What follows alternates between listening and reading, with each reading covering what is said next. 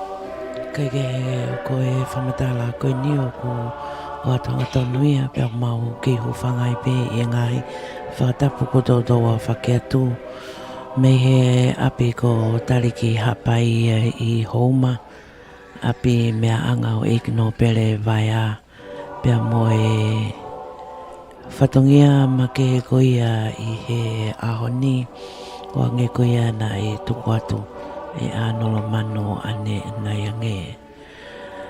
Wakai atu koe Commemorative Vaea mo ke nau tolu. O ku haa nau tolu ai whatongia koia ki he mea whaeiki.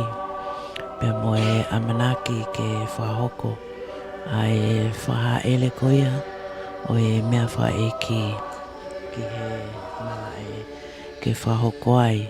Ai ngahi o wau ka o ku whakanganga pe whoki ai anga koia o no whakahoko e koe whakahoko e whatongia koe ni ui ai bea haamata pule mo kanau tolu kotoa ai angi ngahi whatongia koe ni maino bea aho ka o ku malu lelei pe hoa pe pia mo e o wau mau inga ka koe whakamawai I he Ouau Malanga'i o ku amanaki ko ia ke whakahoko whafuafua pe ofi ki e taimi hongo fulu ko ia o e ahoni.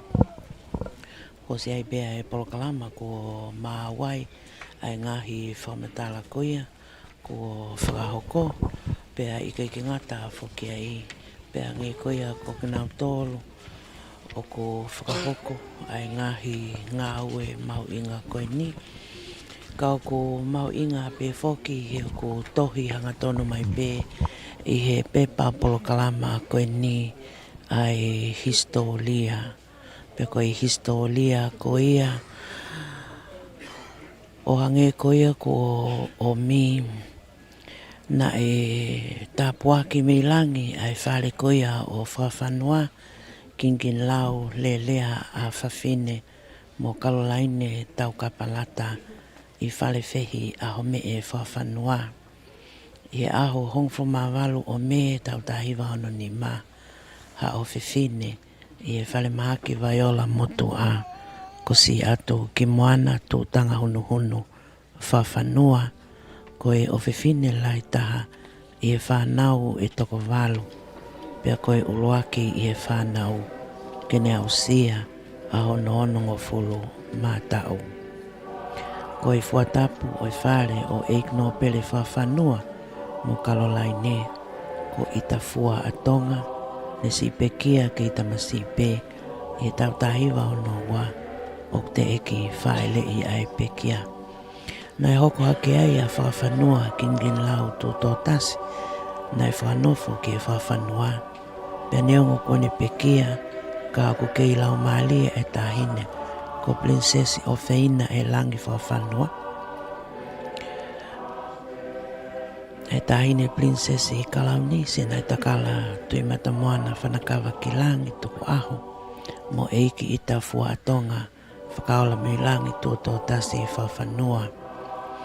Ai ange e whoki koeni ko eiki no pere Fakafanua kingin lau whatawhei lolo mana ia. Nai hoko hake ai a kisione lelea a whawhine Fakafanua kone pekia i e wanoa watolu. O kei lau maari e be whoka Nikolasi paku Fakafanua ma hoa mo sela malu pea pe whoki ki e ngahi whototehina ko akanesi whiangau tapu po loto paunga ma hoa mo toketa masaso paunga kai uma a whoki ai o ngō mahanga ko leiti tui hangana mele ala ki hihifo ma hoa pea mo lotu i hangana kai uma a whoka maata tau kapa la tai whale whehi hewi whanga. Carlson ki Mampaea ala ki hihifo pea mo te vita halai waha lutui.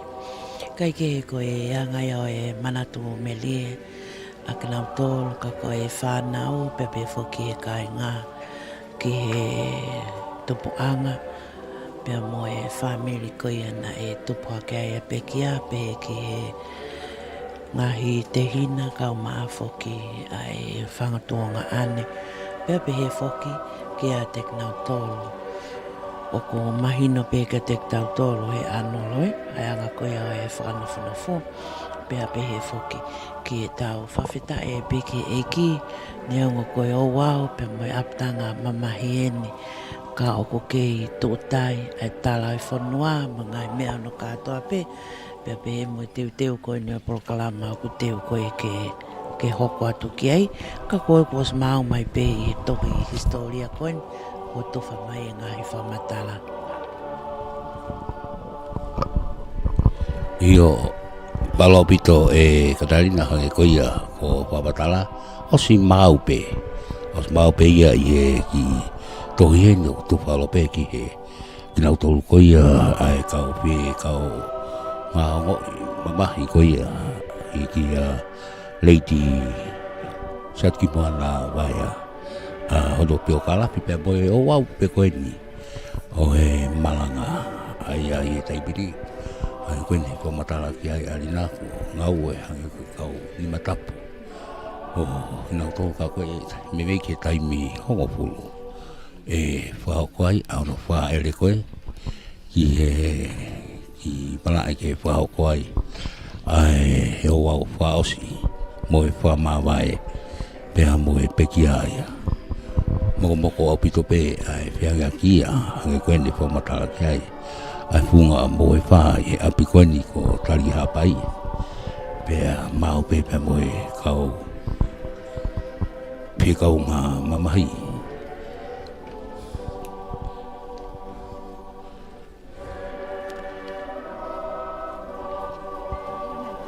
Kei he gahi whamatala koene I aia ko tupa mai.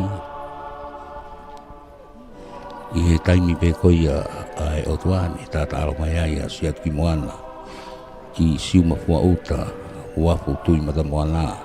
O hala tōri ki I he tau tahi wa waluono.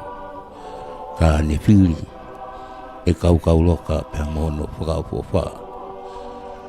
Ko si ono lataanga io ai funga moe wha.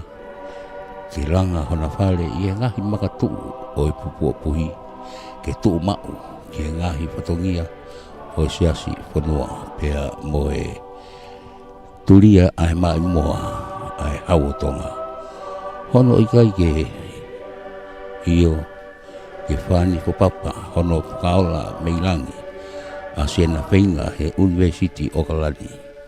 Ulaka kato ai Bachelor of Arts, Master of Arts, ai pekia matiketika I lesson in English pēha ikuna pēha mono whailonga whawhaiako me Auckland College of Teachers Institute I he tahiwa hiwani ma I he wheluteni a ene tau kei whakawhaiako pēha mo e potoko ia oku mei olunga nai malama ia kau loka nai lava lelei hoki pēha mo matai tohi ono hoa o whaanga me he University o Okalani. Ko e tungtungu poe, ko e tungtungu kona family, ko e wakoloa, ko e tapuaki ai o tua. Lai tahe whanau ko Darlene atua mua hake I whare hakiri. Ai au whakaunga tāmaki e potungau e kimuri a NFO.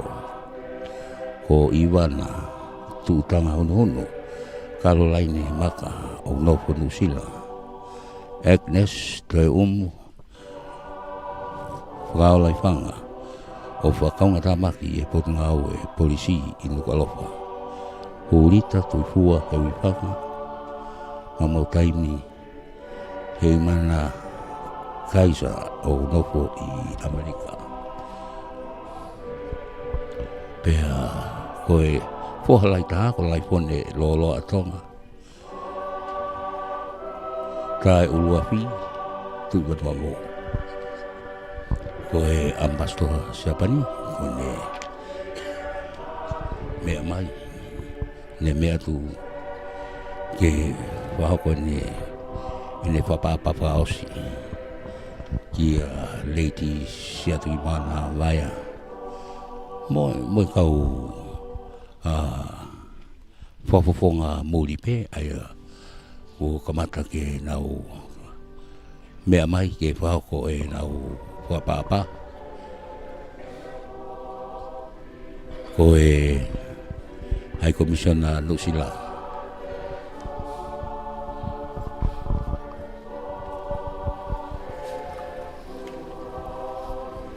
kape kaulahi Nusila ne mea mai moia ke whahoko ne whapapa.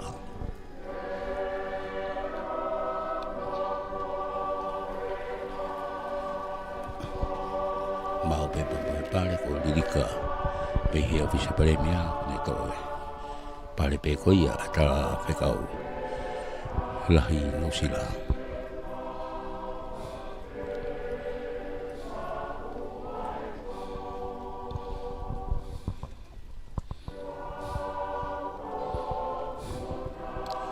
Io koe ai hopatoi ai ai family koe ni o e pekia pea mo Lord Vaea koe tape kaulahi whapeloaki ki a Lord Vaea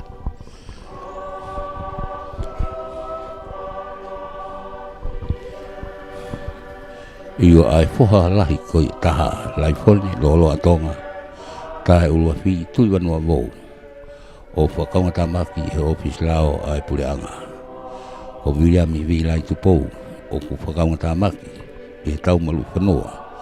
Ane a fio pea mo Wallis ongo haisipe o hatakalaua. O wako i kolisi Queen Charlotte. Pea whakoloa aki a lot pe mo Lady Vaea a magapuna e tokono.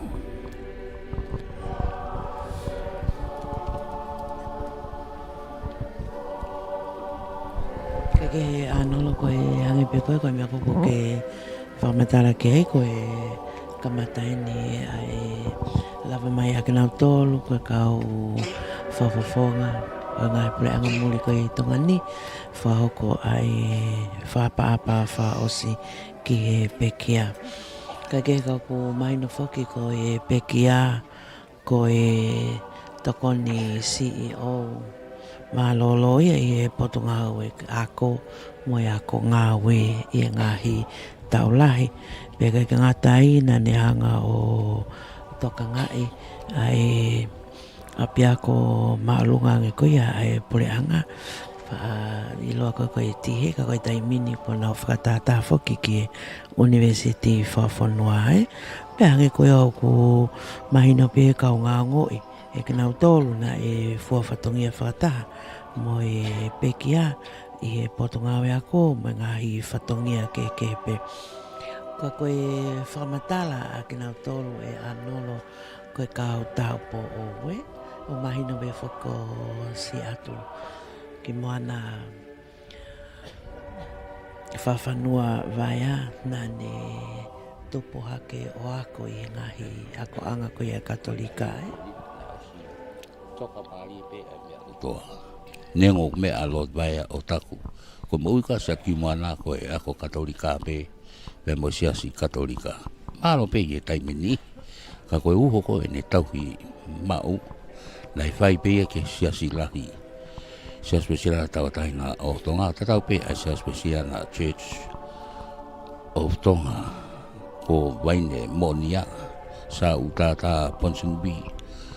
O galani lo Tonga e na kia koe University o galani pepe poke siasi lahi koia o Houma siasi o makapaio ka e tau tani whitani ke whale lotu senturi pia moe vahe kolpo koe e pāngai koe ngai whataanga koe ni koe ai to wako koe ni o e pekia ako sa mere na whawhata mau pe na wao whapitu pana o ke tumutumu ko me koe e tau ni anol pana e asi mai pe ia i e media wha sosiale e nau whakataha make nai whahoko i ki Nusila ai koe hoko ia ko hono ono ngō furu tau ko mai ko me ia koe oi tau ni ai amuna ko ki sene Australia na e whahoko ki ai kono na wanga whamanatua kakato no tau ono ngō furu ko lawe ia tu koe Australia ano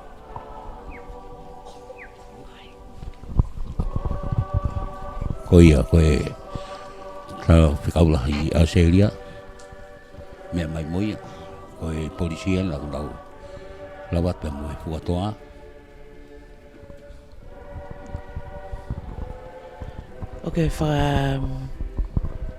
whamatala anola ka ko wakai atu ki he tangata e ki tala whakaulahi Australia Bradley ano ta'awala teunga uri tawanga koia ko patonga ai hai komisiona Australia o ku fu ofi au pito ene fitonga ene pe kone sa ia pe ala koia i Tonga ni hangi kone ngai whamatala koena i he ngai kātoanga o ku kau mau pe he pou koe ki he mate mātonga pinga tau mai teunga uri me ta'awala ai tala whakaulahi pe mai toko ni a ero koia kako whatonga e tu koe ambassador si aina o tonga whawhiloaki ki a Ignopele Vaea koia koe kau takia kau ngai whapaponga koe ngai pulanga muri nei u lau wa ki ai kamata ke nau mea mai ke wha koe nau wha papa ko e tawhikaulahi pindania ne mea mai moia i he taimini mea ku o seheni pe kau ngau e koia me he office mare mea ke nau toga e nau tolu ai tawhaki koia mo tataki mai ki nau tolu koe ni ke whahau koe nau whapapa whaosi ia lady siatu ki moana Vaea koia koe tawhikau lahi pitania aini wene pare taki atwe e ririka me office mare mea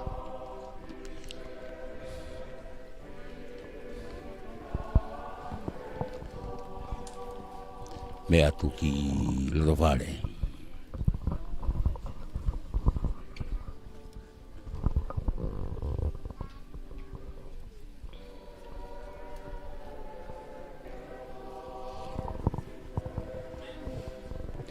Pe ke mau mo kena tol me pot ngau polisi pe mo Fukatonga ke whakahoko ai o wau ko ia o e fuka ki he pekia.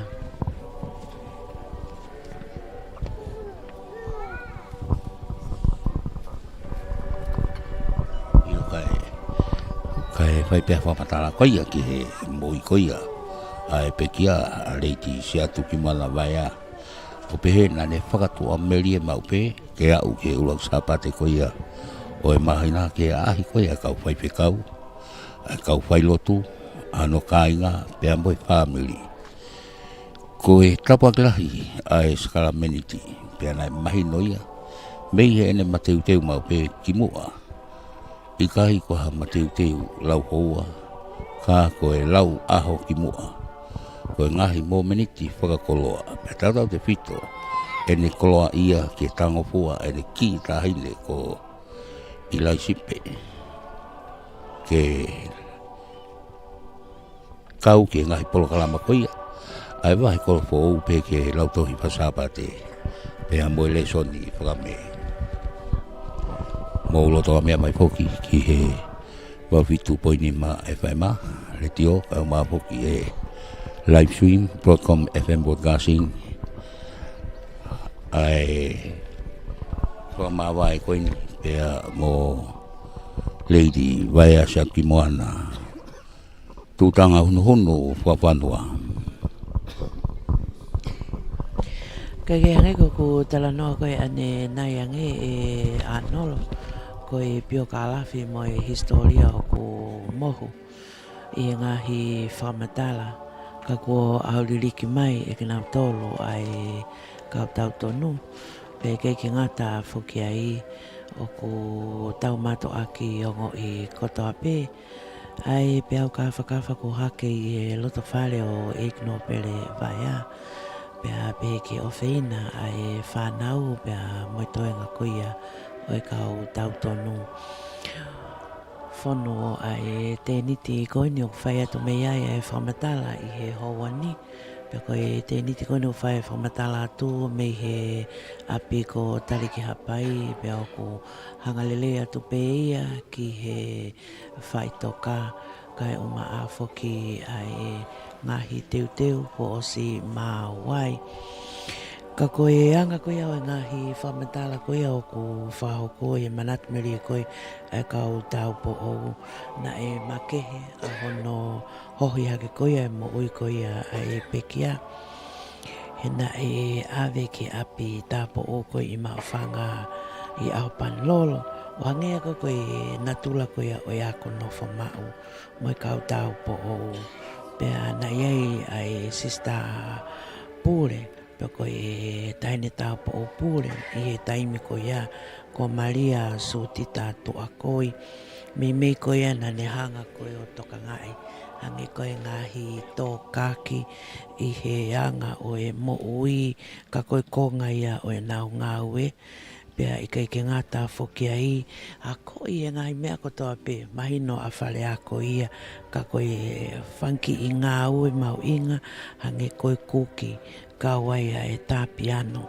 Koe tahine tapiano marieni hange ko ngai mea whakaulungaanga nai whai ai a hono teu I make ia manat me lia ko e kau tau po o e nau manato ki he kōhiri pia nai ai ai ne vai vahe a ana ki he kau tau po o ki mui o ne pehe nai wha a ahia ke ngahi kolo lahi au pito I tongani tuku ke he pe a Houma ko tau raktai mi kona ai mai ki Houma e hiri koe a koe ai whau family e a nolo ka koe whanki manat meli e pe ia asi atu e taimi koe Oia Pamoli mole pe te lia na taku koha tala ngana ka ko si ene pe kia o taku pe o haha molofia ha pepine o eiki e o whai lahi e kakai si ene whanau ako kau ngā ko I ako katolika ka I ngā pea tautau te whitoini ki si ono kolo tukuanga whawhetai ki he eiki e o wha ka kuongo he neongo ene lahi taha ka ena e mahulu atu a ene anga whakato ki lalo koia whamole atu e lot wahai ka kono si ka inga hi ifo ko nau hoi opa anga a si atu ki moana koe whakalau pise mai ki si ene kui me he lau si I boe lolo paongo a ala ki ifo ai ana nau lau pe a si atu ki moana ko nau whahu koe nau ngahi ka atoanga lahi pesi pea pehe ki he nau ngahi apsia I tongani pe momulina foki I kai foki e whai ha lauia ki e fupua ko whanongo tala noa e nau ofa he whewhineni mo ne wāofi pe moe family Koia koe tāngau mai e a e whapau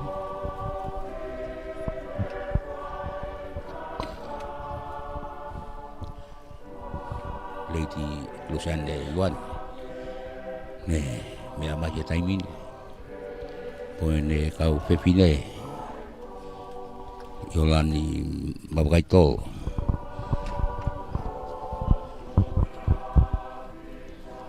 Koia kei lau pe na tula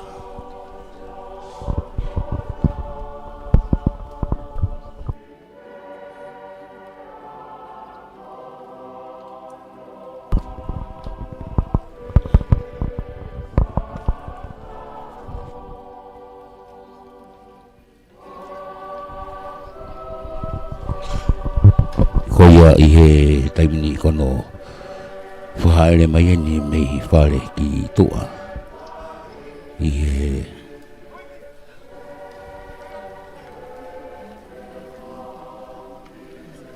Moe toa anga wosi mau pe ia I tua pe he te rio ai e mea whaiki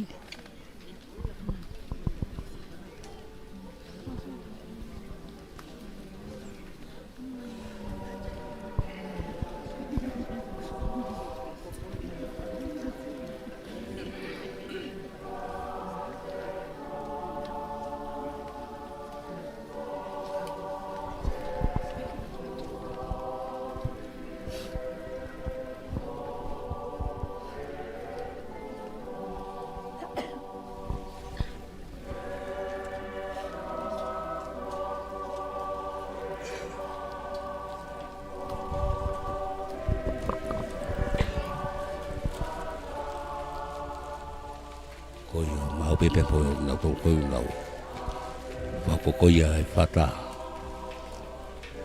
un mai be I fi koia ka polisi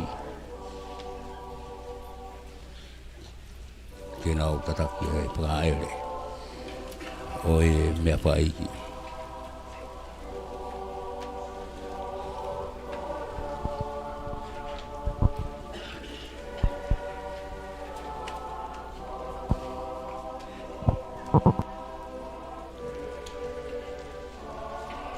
Oia ke taratano andi a watahe kau mtapule pe moe polisi ki he hala koia te nau tataki ai mea whai ki he malai.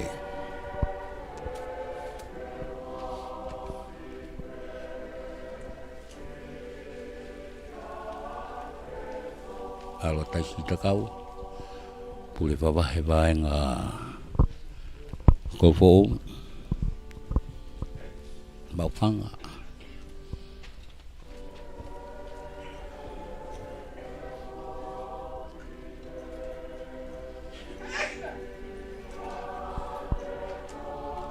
Koia unu mai pea mo ki tau tolu ai kau, vai pe kau.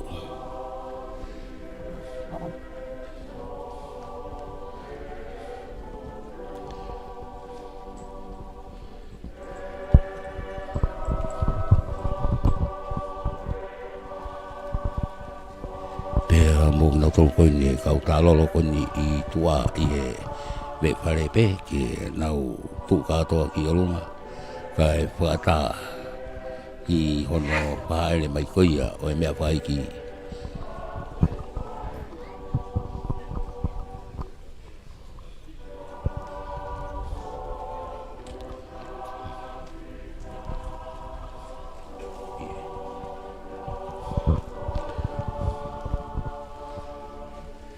lua petu mea mai mo ni kau pini tai mini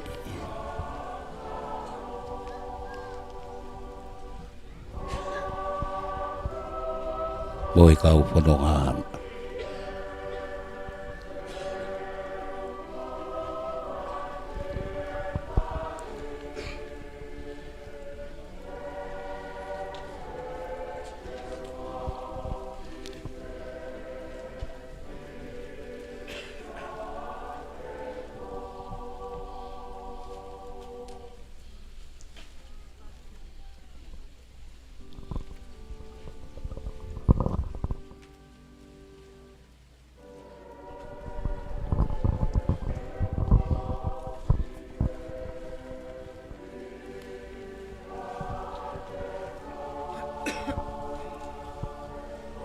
koia I he pare tolo pe tai mini ki ki hala koia koi ni koi kau patai ni I tai mini ke nau Houma ki tua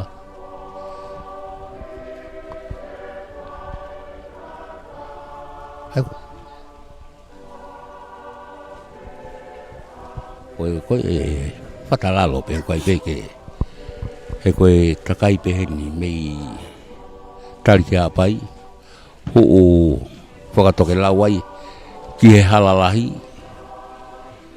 o afe ai ki whahake o afe koe ni he whale lo tū hau hatona I peni ki he malai koe I whiane kau polisi tataki ato e whahaere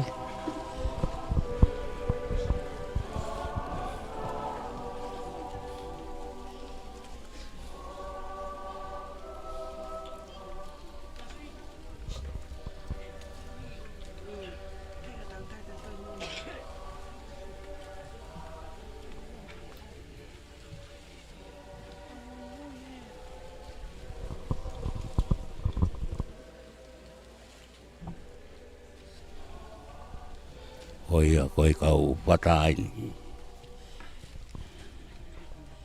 nau Houma I mei whale I he taimini nau mui pe I he hala koe ni o kutaki koe e heipi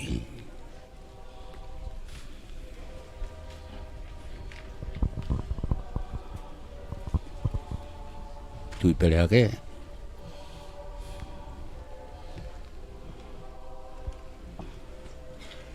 Vaea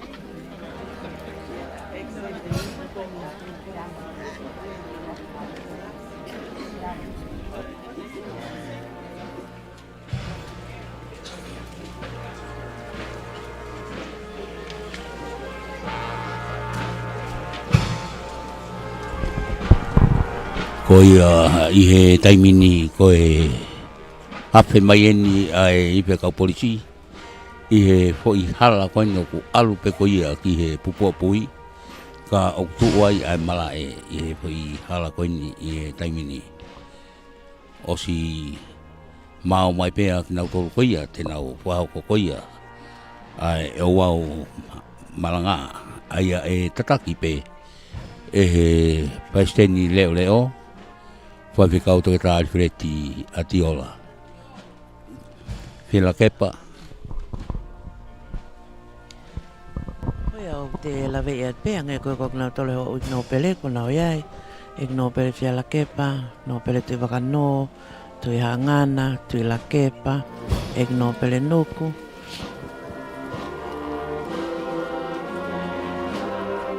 Taine ko lupe pau. Whakia e no pele maafu. Mok nau tolu ai kau ho eike o e whanua. Ko nau katoa ke talitari. No whaha ele atu o e mea wha eike. Wakai atu ko mea tonuai. Ai tampi nisi kalauni to pauto au ka lala. Mo e tahine prinsesi kalauni. Sinai takala tuku aho.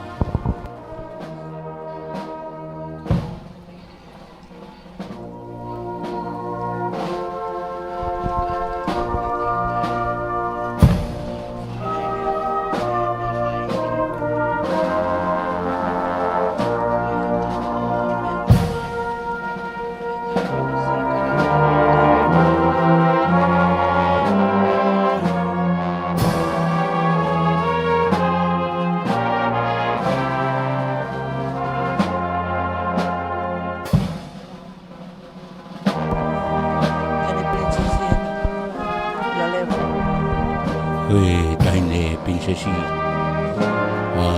prinsesa lo de mableo lo de Twitter.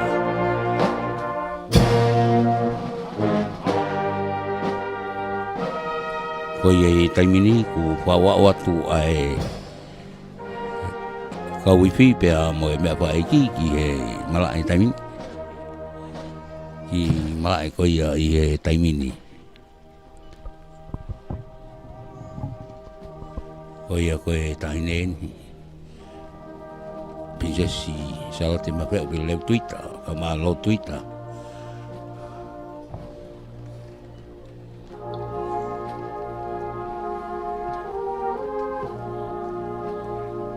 Kena me atu kena me anga pe ko si mau peia i malae.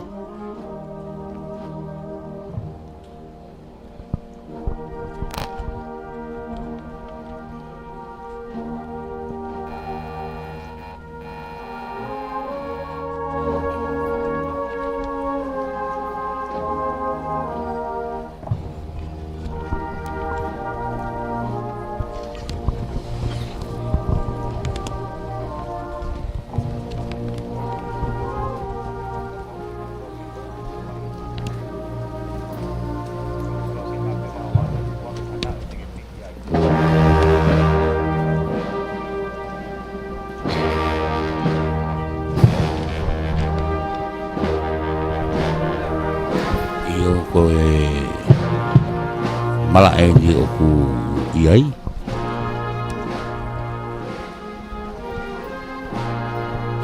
Mala e ko ia. Ko otu kolo manatau. Aia e tene toka iai.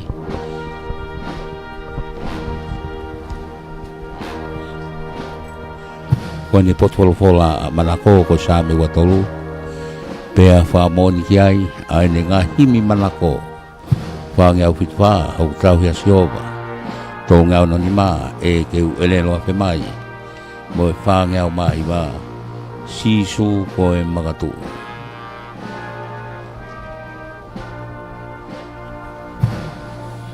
Eo ko siatki moana, tūtanga hunu hunu. Nane mo i aki a hanu family, ka i ngā pe moi mahi ni. Ko e whiwhine ne potu ngopua, pe anga whawhai ngopua. I ngai tau ki moi ni neongo ne i kai moi lelei. Ne i kai tau whiai a ene wingitaki ke hoka tupe. A e tauhi, ene tauhi wā ko ia, i ono family. Ka inga mai ngahi kau ngā mea. Tau te whito ki he taimi, na nau ahi mai ai, mei he otumuri. He na e ikai lot i ona ikai poki ke loto hataimi ke nau tue noa. Koe natula mo onia o si atu ki moana. O ulahi whau ai ngahi manatu merie ke ne mo ui e tō tahani. Kai mahalo koe vesi wha o si himi ono uowa o kune hulu i mai ai i miso tonu o e whewhine. Mafu o wani. Koe lelei ne unga ue ki ai, koe lelei pe ai kakai. Koe halanga wholau pe ia. Ki he whanua o monu ia. Ke kaweinga ki au, koe whetu ngingila mau. Si i whetu, toki whetu, koe whetu ngingila mau.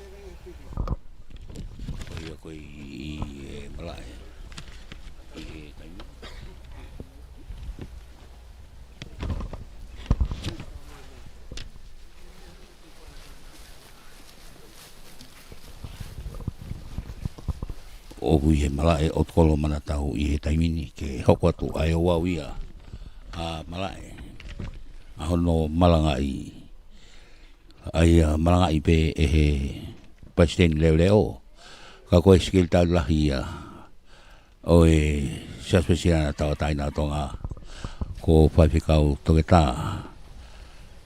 Pereti Adiola mo e kau whaiwhikau toko di iai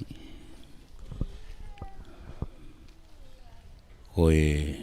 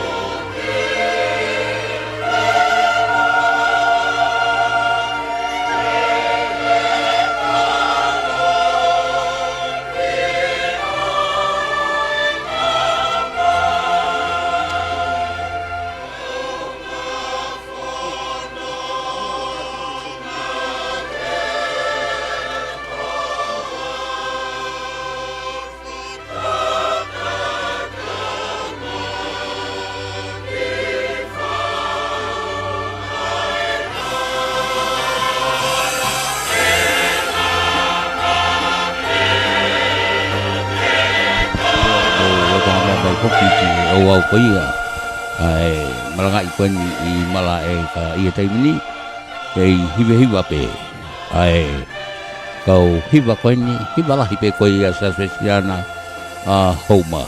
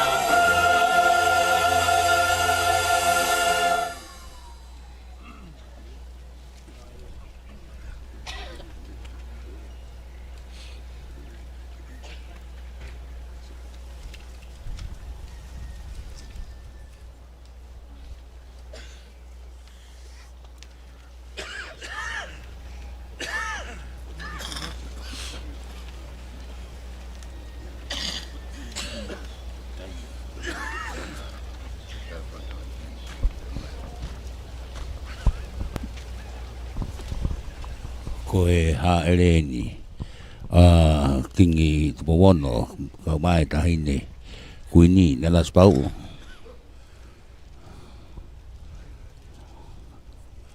ko ni pea mo e paiki ko ia whape au na o whawhio whia te taimini ki he mala e otkolo manatau ke na ha ele atu ki hona apioanga kai kamata ai Ouau Malanga'i ko ia whao ko pe ki he mala e ko otkolo manatau ai pegia ko Lady Vaea se atu ki moana tutanga hunu Fakafanua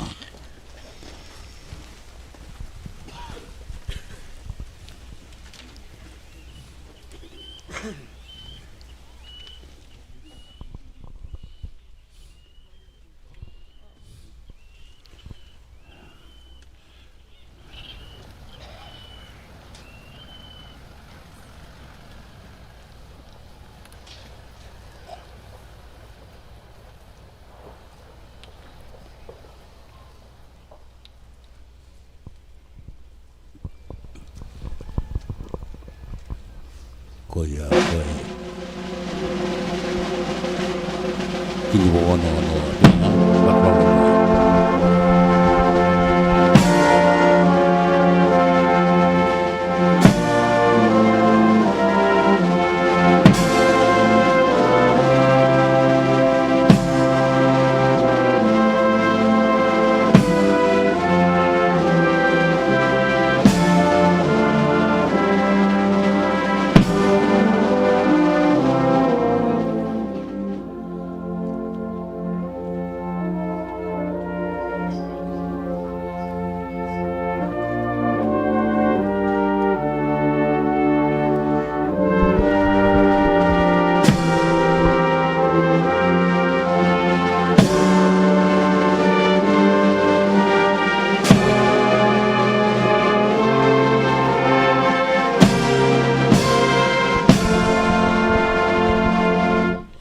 io ta koe kauhiwa tataki koe ne Ouau hiwa koe hiwa lahi peia se aspesinana bafanga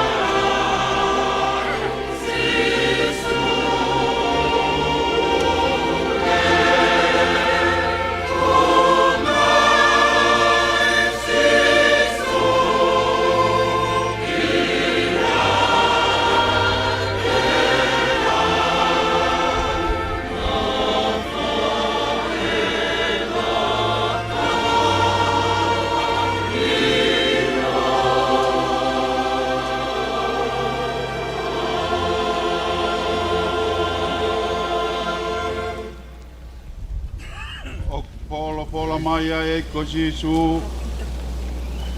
Kau pe koe toi tu pe moi mo ui. Koe au tui pi tai kia te au. Neonga kupikia katene mo ui pe. E longa i au mo ui mo tui pi tai kia te au. E kai au peito tene mate o taingata. E wau i log mo ui aho koeri. Pia tene tū mai ke funga e fuki mui. Pia hiri o kiri hono aonga pehe. Ka kohi ai pehe kakano. Te umamata ki a eloha. Ai a te umamata ki a e une kau moau. Pia ko kuni mata. E sio ki ai. O ikai o kehe. Na ikai te tau hau mo ki tau tolu ha mea ki mamani. Kohi pok. E ikai te tau lawa ki alu mo ki tau tolu ha mo moi mea. Ko si hoa wana ni poki. E ko si hoa ko ne toa tu. Ka malo i ai pe ai huapa o si hoa. Ura ke porofora himi. Te tau hiwa e kono nima ngi au fitu ngu fulma walu o e himi. Nima fitu walu. Mea ke tau hiwa. E ai paka o opa sio ngā hiloto a. E ki mohu hoste la hokulau mari. Mea masani ange pau. Sio ngā i pare tapu, hori hoku atamai, ke maunga no whai.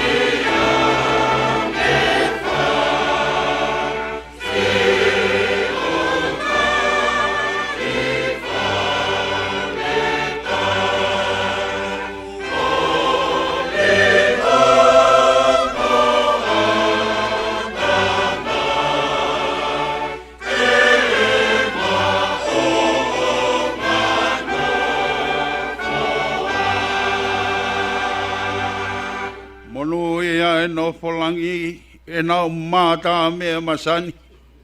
Mono ia e lotu heni, anu hererei. Fonu sio pare e keres keke. Tape a vaiolai, koi matabao langi.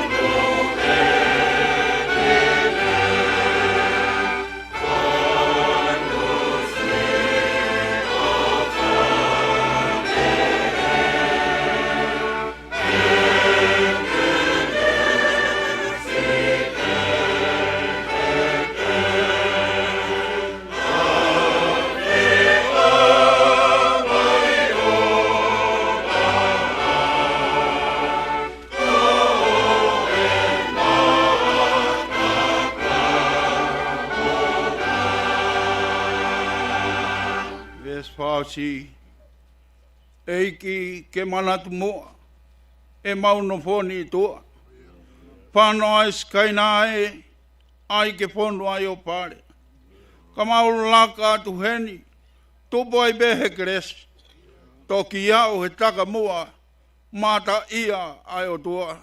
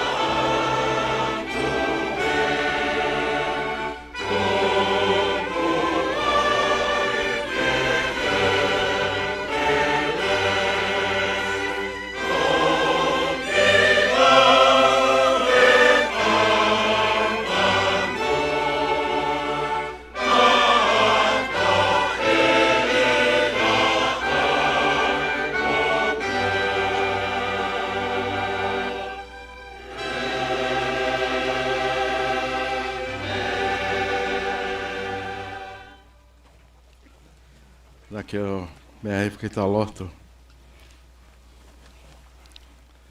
E ke mau whanonga pe pa mo e himi ko mau hiwai o whaofa pe ai awhian. O ha mai ko u masani pe. O loto ko toa. I o whaofa. E whotu ko i elangi, whotu ko i mamani. Ka hasi o ke. O ke whaofa pe ai awhian. Ko hai mo ko e mau i langi. O kui kai ha mau manako i mamani. O ke whaofa. Te whailonga i pe kuke te toka i mananga. Ko maui, ko tali haere pe. O si ko tofa pe awhiana, palani pe awhiana. Ko hiki ko ia, reiti siat ki moana vaea. E haere mai atopo. E liwaki mai ene awhio, mai tahine kuini, me ot muri. Pei whai ai whatahaanga. Ot kolo manatau. Pei haere e tupo. Pei mea ai e whare tui. Hau eiki o e whanua. Tēnau māta mea masani. Pau mau whawheta ia eiki. Te ai ko aha university, moha kolisi, e tatau pa moe fu whare ako ko eni. Tōtoni be a whiana, ko e taha e ngai a biako. Te ke tupoha ke peke i ai e te ke poto ai. E whamanatu at kia te koe hala whanonga ai. E mau whawheta i ai. To e whawhetai ha maulau maari e. O mau wete atu ko kakai anga hala pe ki mau tōru. Kai mono ia. Fungani e taloni. O tupuha ke i Tonga. Ana e tala pe ulak wha. Ko e tofia o Tonga. Ko e o tua. Ko e teu ia o poto. O mau luta. Ko te iwi pe Tonga. Ke wana manawasi pe te teki i he hala whanonga. O e tuka ki whai toka pe mo mate. Pa mau whawhita ia i eki. Halo. Sisu holiringi ho tata. Kai ngalo i ha Tonga. A singa he koe fuka koe kolosi. Mo tata. A whenua anoa pe ia, moe maunga hianga hala. Ka moe hala whanonga, o whaia ia e whanonga. E mau whawheta i eki. Ka kai anga hala ko mau tolu, ko hai ia o kui kai whaam ke alukilangi. Ka nā moe lotu mua, na ia i pe e nau kikite. Moe nau whakamono muna, pehange mai he kai ngata pe i mamani. Ka malo eiki ho haere mai si sukalaisi. Utala mai, ke teu koe o ke heatu. Whawhetai. Koe ko fui e hine hina. E fōpei he tātā o e a whiana. Utala mai, ho tohi ke, kainga o reo sia, te ke mea koe. Ke mea koe he taloni. O sisu. E te watu he o tua ho mea toko ni. Te ke hulu koe hange koe laa. Te ke fia koe taingata. Alo eiki. O kia e whakatoa meri e la. Monu ia ka ko Tonga. Na mo e hou eiki o tatoka. I te rio anga ko eni. Neo unau pekia. ko hono mo ni o tonu ke nau kei mo uipe. Ko nau otua, ai otua e palahame ai sake se kope. Ko otua e tu poulu aki. Alo eki. Wafia o tu pou, paweke mea mai. Tama api ni skalau ni, au maa snai takala. Tahine ko pilo levu. Tuitain makani wal ma hauwe ki o e whanua. O mea mai tonga kotope. I tangani pa mai kolope. Pa mau whawhetai. Koe aha whakawha o whaini. Langi maari e langi maa. Whiunga ma anoa pe ia. Po e mauanga ke resi koe. O mau whamalo atu. Ko ia koe mau ia siat ki moana Vaea. Kai ngalo e whawhonga Vaea. Ka au maa. Ai whanau. A toa mua. Iwana. Hei mana ka maa whanga. Pe he whoki. Ka vilai. Ka maa lai whone. Si hai sipe. Malo eki. Pa whetai ha maula maari e. E whainga maari e koe ni. Ke lang ia pe ai a whion. Pau ko haere mai atu pou. Ko lawa mai e whanua. Ko maa ke mau te whai ki iki. Ko hia ko mawanga ke res koen. O tātai ki i Palestini, pa mo e kolo fol. Tātai ki whai whakau pūre a wahe whanua. Whawhetai ha maula maari.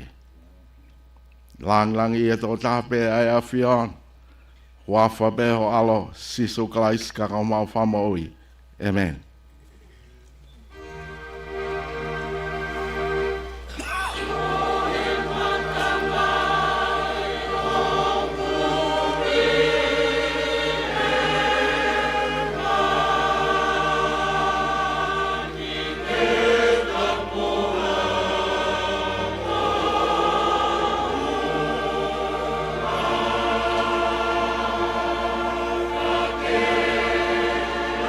Houma!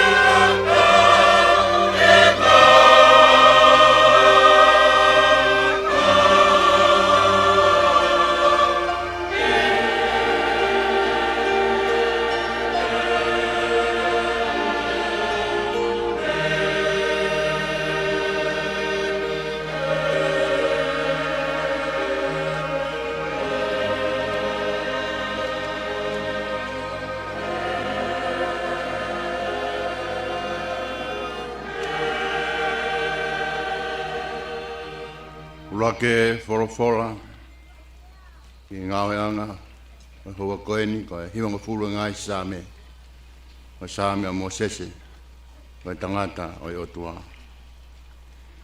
Ei ko koe ho mau nofu anga, I he tau tangata mo e tau tangata, te ki whakatopa ngai mo ngā, pe whanau ia mamani mo e whanua, Io, tau mei mua o lau I kuanga, koe o tua pe a Fiona. O ko ke whakawhoki ki he fua tangata mea vai vai, pia ke pehe. Hako a tama whoki mai. Ko tau e awhi Yehova kai aku hange, koe ane awhi ene osi, pia fo I wasi he pouri. O ko ke awe ki nau tolu hange ha vai wha, o ko hange ha mohe ho nau kotoa. Bongi bongi o nau hange ha mukai musie, bongi bongi lanu mata mo tere mawe, e fiafi, tu usi hifo pea mai. E ko hou hou o mau osi ai, ka mau mau tāfu ua I ho tupu tāmaki. Ko ke whodo e mau ngai hia I aona, ko mau ngai mea fofuo I mama o fofunga. E ko pare mau ngai aho ko toa pe I ho hou hou. Pea mau whaosi ho mau ngai tau, o hange ha talanoa o kulau.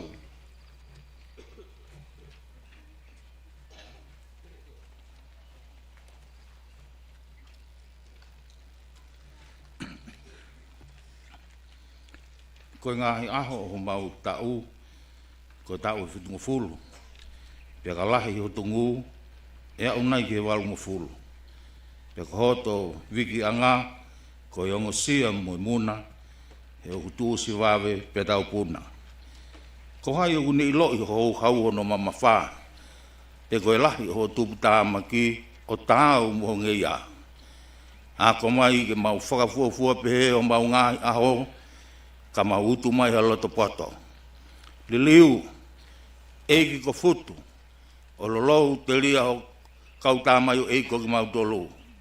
Ka mā kona ki mau tolu kei pongpongi aki ho alo wha, ke mau mawawa mo fia I ho mau ngahi aho kotoa. Omi ha fia ke hoa mo I fuoloa, ho mau whakawawai I he Fiona.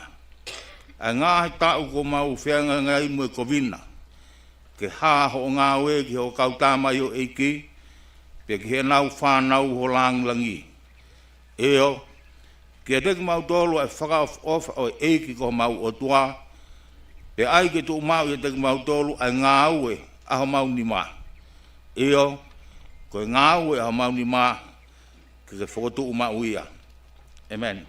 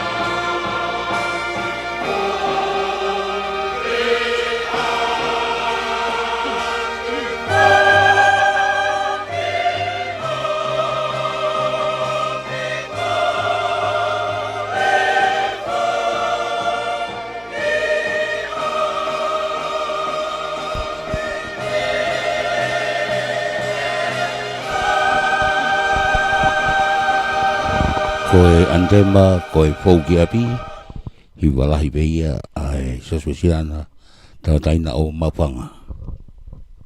Ono ua e wholofola e toi lau, lua kolinto wai hofulmani ma.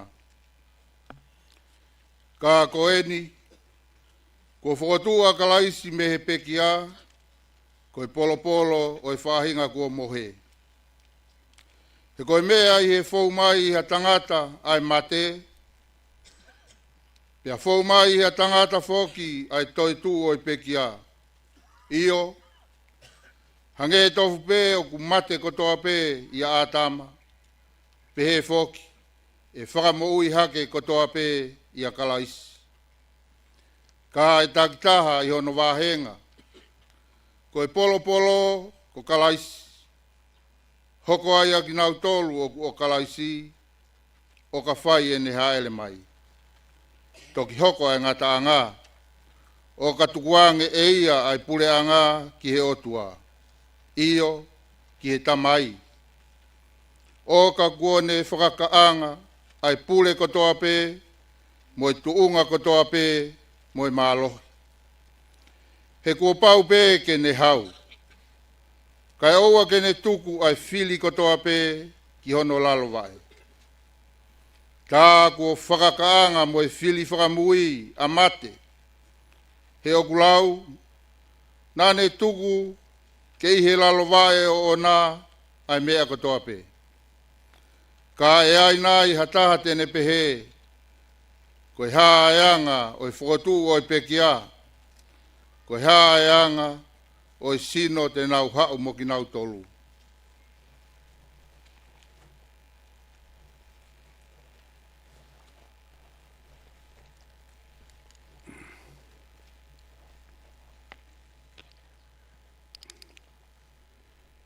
Asiana tai loto, nā moi mea ku ke tō e koe o kui kai whakamoui hakeia, o ka pau kui kai mate. Pe koe mea ku ke tō, talai hai o ku ke tō ai sino i mea, tene hoko ki ai, ko ha momo i tenga pe. Hawite nai, pe a kau ke, ka ku atu ki ai e o tua hasino, o whakatatau e ne tūtū ni, Aki he whahinga tenga taktaha no sino o nā. Tala hea o kuanga taha e kakano kotoa pē. Kai kehe. O taha e kakano o e tangata. Kai taha kehe e kakano e manu.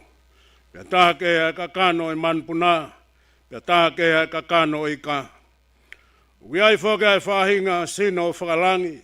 Mo e whahinga sino o whakai mamani. Ka taha e teunga e whahinga whakalangi. Pia taha kea e teunga o e whahinga whakai mamani.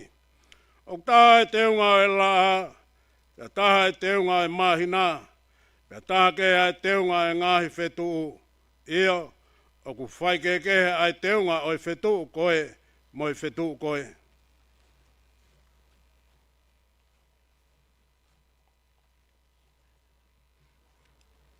O pehe mo tautu o e pekia, tō ka koto auha. E whakatū ka koto tae wha auha. O tō ka koto paraku. E whakatū ka koto te unga ia. O tō ka koto waiwai. E whakatū ka koto malohi. O tō ka sino whakakakano. E whakatū ka sino whakalaumarie. A pāu kua ia sino whakakakano. Tā kuia i mua sino whakalau maari. A nge whako mea kua tohi. Na hoko e wak tangata a atama. Koe kakano mo ui. Na hoko e atama ki mui. Koe lau maari e whakamo ui. Koe tala e hai e kua pua hoko. Ai whakalau maari e. Kai kehe. Koe whakakakano. Koe toki hoko e whakalau maari e. Ulak tangata ko tupu whakai mamani, ko mea e fupe. Kono uao e tangata ko tupu whakalangi, longa pea e mea e funa, ya mau ia e whainga mea e fu. Ya longa pea e anga tupu whakalangina, ya mau ia e whainga tupu whakalangi. Pea nge kua tau maua I misi o mea e fu. Pea foki. Tau maua I misi e topo whakalangi.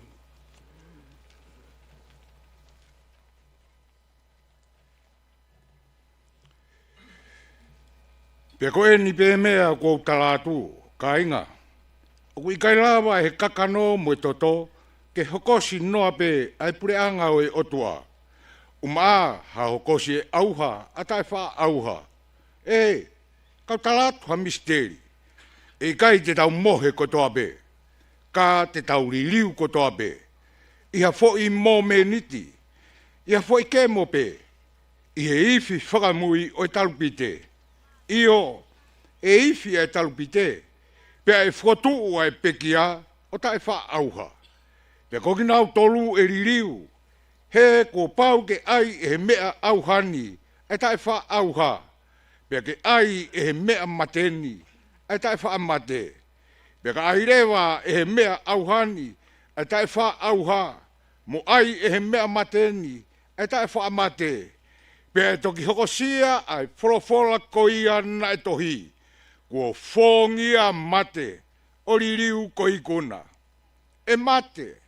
Ko wha hoi kunana. E mate. Ko wha hohuhuna. Koe huhu o mate koe angahala. Pea koe mālo hinga o e angahala. Koe lao. Kai whakawheta I ki he otua. He ne tuku mai ke tau ikuna. Iho tau eiki ko sisu kalaisi. Ko ia sio kainga o whaanga. Ke mau tumau tae ngāue. Mau tubletina mauaipe I he ngāue ai eiki. Iho mau iloni. Koe mea kihe eiki. Ko mau whakaongo sia. O ikai koe lau whāno ia. Amen. Ia taimine hoko atu ki e Biographical. Lau atu ia talin. Adua mua hake I Fakafanua Vaea.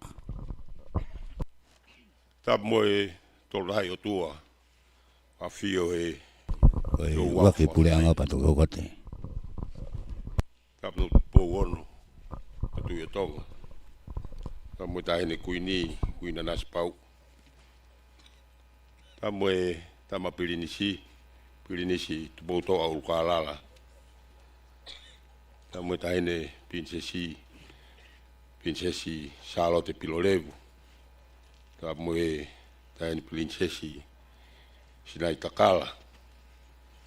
Kawa toa fungani he taloni. Wo talamu ai fatapuna. Uke unga tuai. E tala kakato o mupangai. Ka o me whainga maari ke u lau atu. Ai popo ki ofa. Whika ngā mamahi. Pea mo e tala mo tanoa mo ui. Ai pekia o Tonga ene whakawhatongia. Ko sevanit civile. Mai whonua.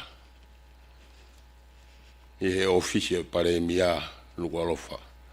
A tolo ti sema wafi o fulmani ma. Kia Lord Vaea mo family api ko tariki hapai Houma Tonga-tapu. O kua u whakapa apa pea whakatulo watu. Kai whakahoko atu hena e pōpua ki ofa mo fie kaunga mamahi mo oni mo he pureanga ene a fio. Tunga I he ao po urifau kune kāpui e api ko kaitangi ao wha. O e api ko tariki hapai.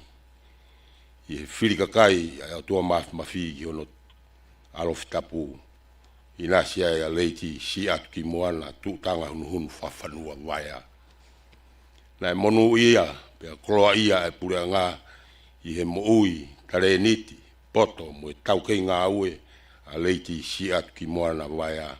Lolotonga e taimina ni hoko ai ko sevanit civile. O whakawhatongia ko taha o kauwaka e potu ngā ko mo ako ngā ue. Nai hā mahino hono teu ia I tongani pea mo tua pureanga ke pou ai mai mo ako I e whonua o tu pou. Nane tai mua I hono tanumaki whakalakalaka mo tōkaki ai mama o ia ko io nane hoko ko pou mama Pea esi mamai ai hakotupu e fonua he mama e ako i ngahi taulahi. I e kalofiama na e mofisi me iai i ngahi lakanga na ne tō whatongia o lai i ponu ngai ako mo ako ngā we. E kamata whakahok whatongia a leiti siatu ki moana vaea i e pule ngā aho atolo sanuari ta hiwa fulmani ma i ono tari he kabineti a ene a fio e fotu uia ke lakanga ko tokoni whai ako mau matai tohi. I e potu ngai ako pe kene ngā ue i he korisi ako whakawhai ako ai au iloa i e taimini ko Tonga Institute of Education i he malu o University Fakafanua Tonga. Na ne hoko ko sea ke komiti tala Fakafanua e potu ngā ue me ta hiwa fulmao no i he uafe. I aho ua sanuari uafe mataha ne hiki a gai ke lakanga ko whaiako maa lunga senior lecturer. Pea kene hiki whahok whatongia i he wa whalakalaka e ako Community Development and Training Center. E aho atolu sanuari uafe maa no ne hiki a gai ke lakanga ko officer ako pule, Chief Education Officer. I he wa tāna ki whakamatala mo whetu taki Information and Communication Technology and Distance Education.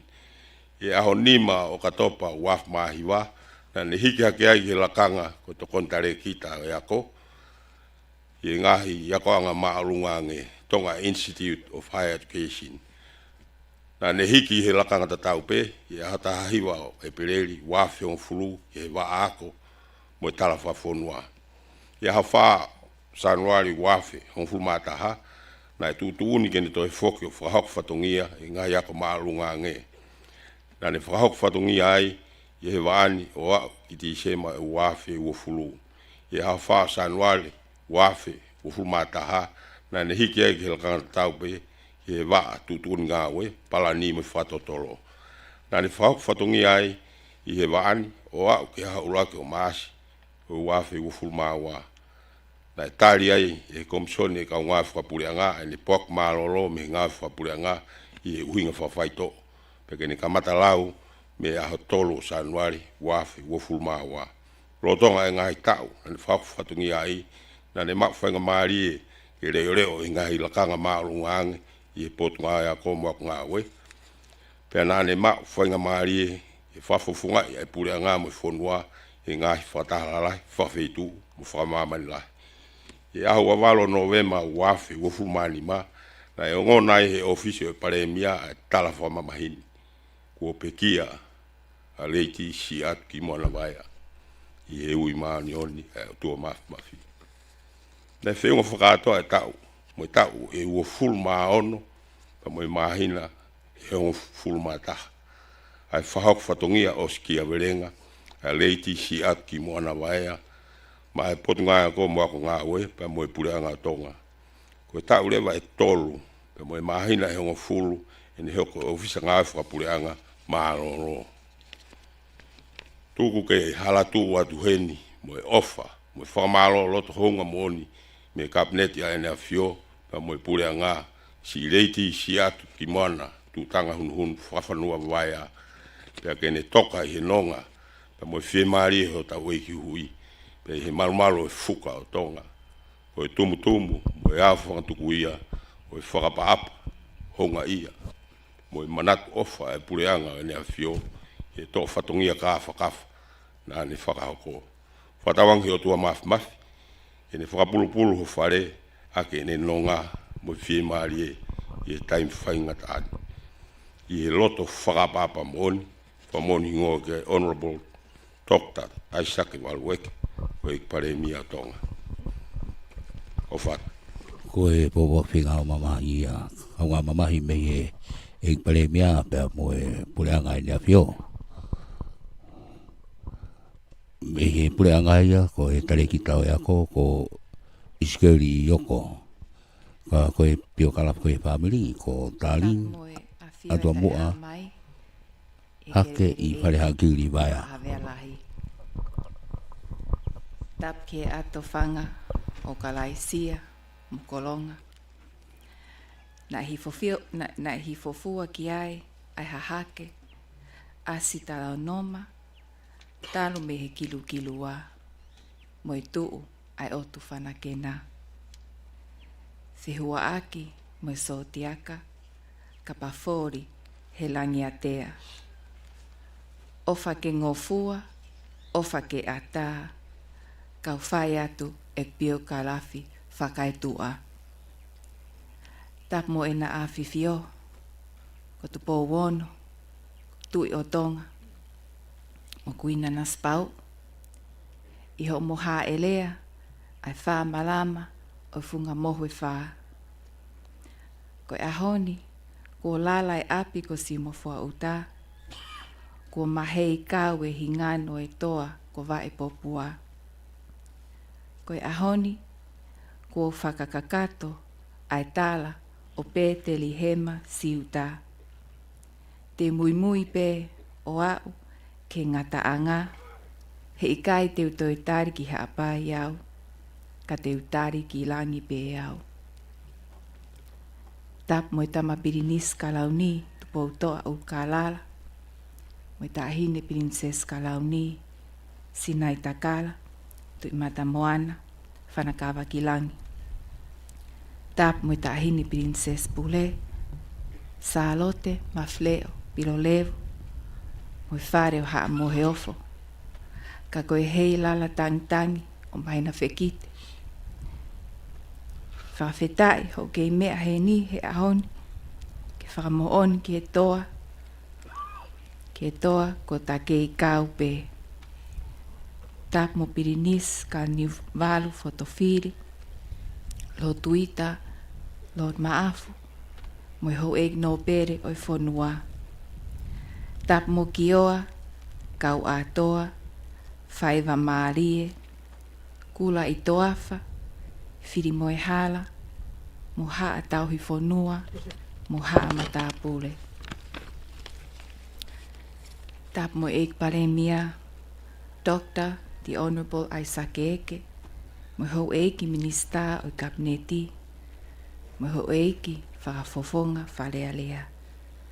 Tap mo i kau whakafofonga ngahi pure anga muri. Tap mo i Palestine leo o seas Siriana tau ataina o Tonga, whaifekau Arithelet Atiola, mo haa whakaolunga o Tonga. I aho taha walu o me, taha hiwa no nima, na e tāpo aki e he tō kai maananga, a eik no pele, kin lau, lelea a whawhine, whawhanua, mo kalo laine, tau kapa, lata i whalewhehi, aho mee, whawhanua. Aki ha o whewhine, i whare mahaki vaiola motua, ko si atki moana, tuutanga, hunu, whawhanua.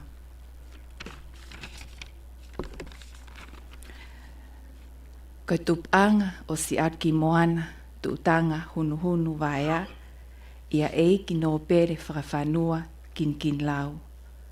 Ko foha pe e taha, o kisione, lelea a whawhine, whawhanua, mo ala ki hihifo, vahai. Na e mari a whawhanua, kin lau, mo kalolaine, tau kapa, lata i wharewhehi, aho mee. Ko kalolaine, na e tupu, me he loto whare o aho mee, mo he wifanga, salote, mautaimi, veikune.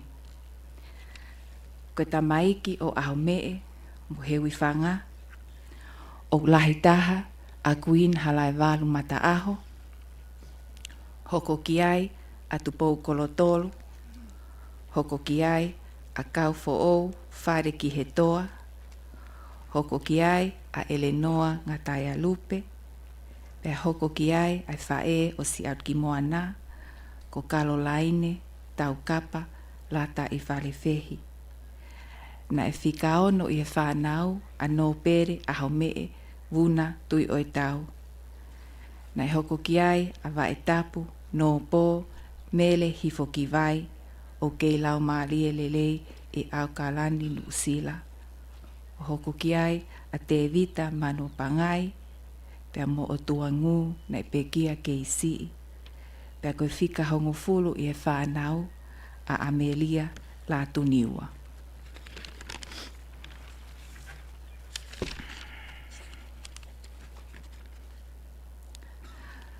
Koe fuatapu o whare o eik no pere whakafanua mo Karolaine, ko ita fua atonga, kana ane pekia ke si ipe. Na hoko hake ai a kin lau tō atasi, aia ko ne pekia, hoko hake ai a kisione lelea a fafine ko ne pekia, hoko hake ai a siat ki moana tu tanga hunu, pea hoko ai a Nikola Sipaku, a kanesi polotu whea ngau tapu, pea koe si taha lewa ai ongo mahanga, mele ala ki hihifo, mo maata tau kapa lata i wharewhehi. Whakawhetai na i ai ho nau whakalahi, ko ki mami, he wifanga, ala, te vita, pea mo telefina. Koe māma nai whakatoka ki a te ia, nai whakaola ia, me he apfo ou, ako toka mua ai katolika, sangata so sefo, i mua pe i apfo ou, i maufanga, i he tahahiva fitua. Pea hoko atu a si atu, o nofo mo i kau tā po ou, he api tā po ou, i he ene ako i St. Mary's High School, me he tahahiva fitu, ki he tahahiva valua. Tokua ko ene mui, ke tahine kuin fehuhu o Tonga, kua unga fonua. Pea hoko atu ai, ki he Diocesan School for Girls, i au Kalani, Lusila. Nai i kai ke whakauri ulatai ai o mea tāpuaki, ki he whare o Fakafanua, pea tō mohono ngahi koloa whakaloto whare ia. Nai whakatoka i he kakai a pasia mu whalala o tua. Viritaki ke māma whakai o tua, mo tulia e ma i moa ki whale lahi, ko uhi ko si ono whatongia. Ai ongo orive e ua, kai maalohi a hotau ki i whonua ko Tonga. I he taimi pe ai o tua, nai tata alo mai ai a siat ki moana, ki si mofua uta, wafu tu i mata moana, mo hala tau liki, i he tau tahahiva valu ono. Ka ne whiri a kau loka, mo hono whaka ofo ofa, ko si ono ofa anga. Io, ai funga mohu e wha, ke langa hona whare, i e ngahi makatuu, oi pupu apuhi. Ke tu mau, ke ngahi whatongia, oi siasi, fonua, moi hau o Tonga. Hono i kai koe whaani fo papa, hono whakaola me langi, si e na wheinga he University au Kalani. Uloa kakato ai Bachelor of Arts, Master of Arts ai pekia, matiketika i he leesoni English, pea i kuna mo hono whakailonga whakawhaiako, me he Auckland College of Teachers Institute, i he tahahive hivanima. I he wheluteni a ene tau kei whakawhaiako, pea moi poto o mei o lunga na e malama i a kau loka, na e lava lelei foki moi mata i tohi o hono hoa o whaanga me he University au Kalani aipe. Koe tumutumu ki hona whamiri o whakakoloa aki ha whanau e toko fitu. Koe lahi taha he whanau aia o whakahoha atu, ko tālin atua mua ha kei whareha akiri, o ko lorotonga whakakau ngā tamaki e potu ngau e ki muri a ene awhio. Ko whikaua ko Ivana, tu utanga hunu, Caroline Maka, o kunofo Nuusila. Ko tolu ko Agnes, toi whakaolai whanga, o whakakau ngā tamaki i e potu ngau e polisi i nuk alofa. Ko wha, ko Hulita, tu ifua, he wifanga, mautaimi, hei mana Kaiser o nofo Amerika. Ko whika nima pe moi foha lahi taha, ko laifone, loloa a Tonga, tā ai uluafi, tu i vanua vō, o whakakau ngā tā maki i ofisi lao ai pure anga. Koe hoko, ko viriami, vilai tupo, o whakakaunga tā maki, I he tau malu I whonua a ene a whio. Pea koe si taha, ko Wallace, o ngo hai sipe o haa takalaua, o kuako, he koris, kuinsa lote.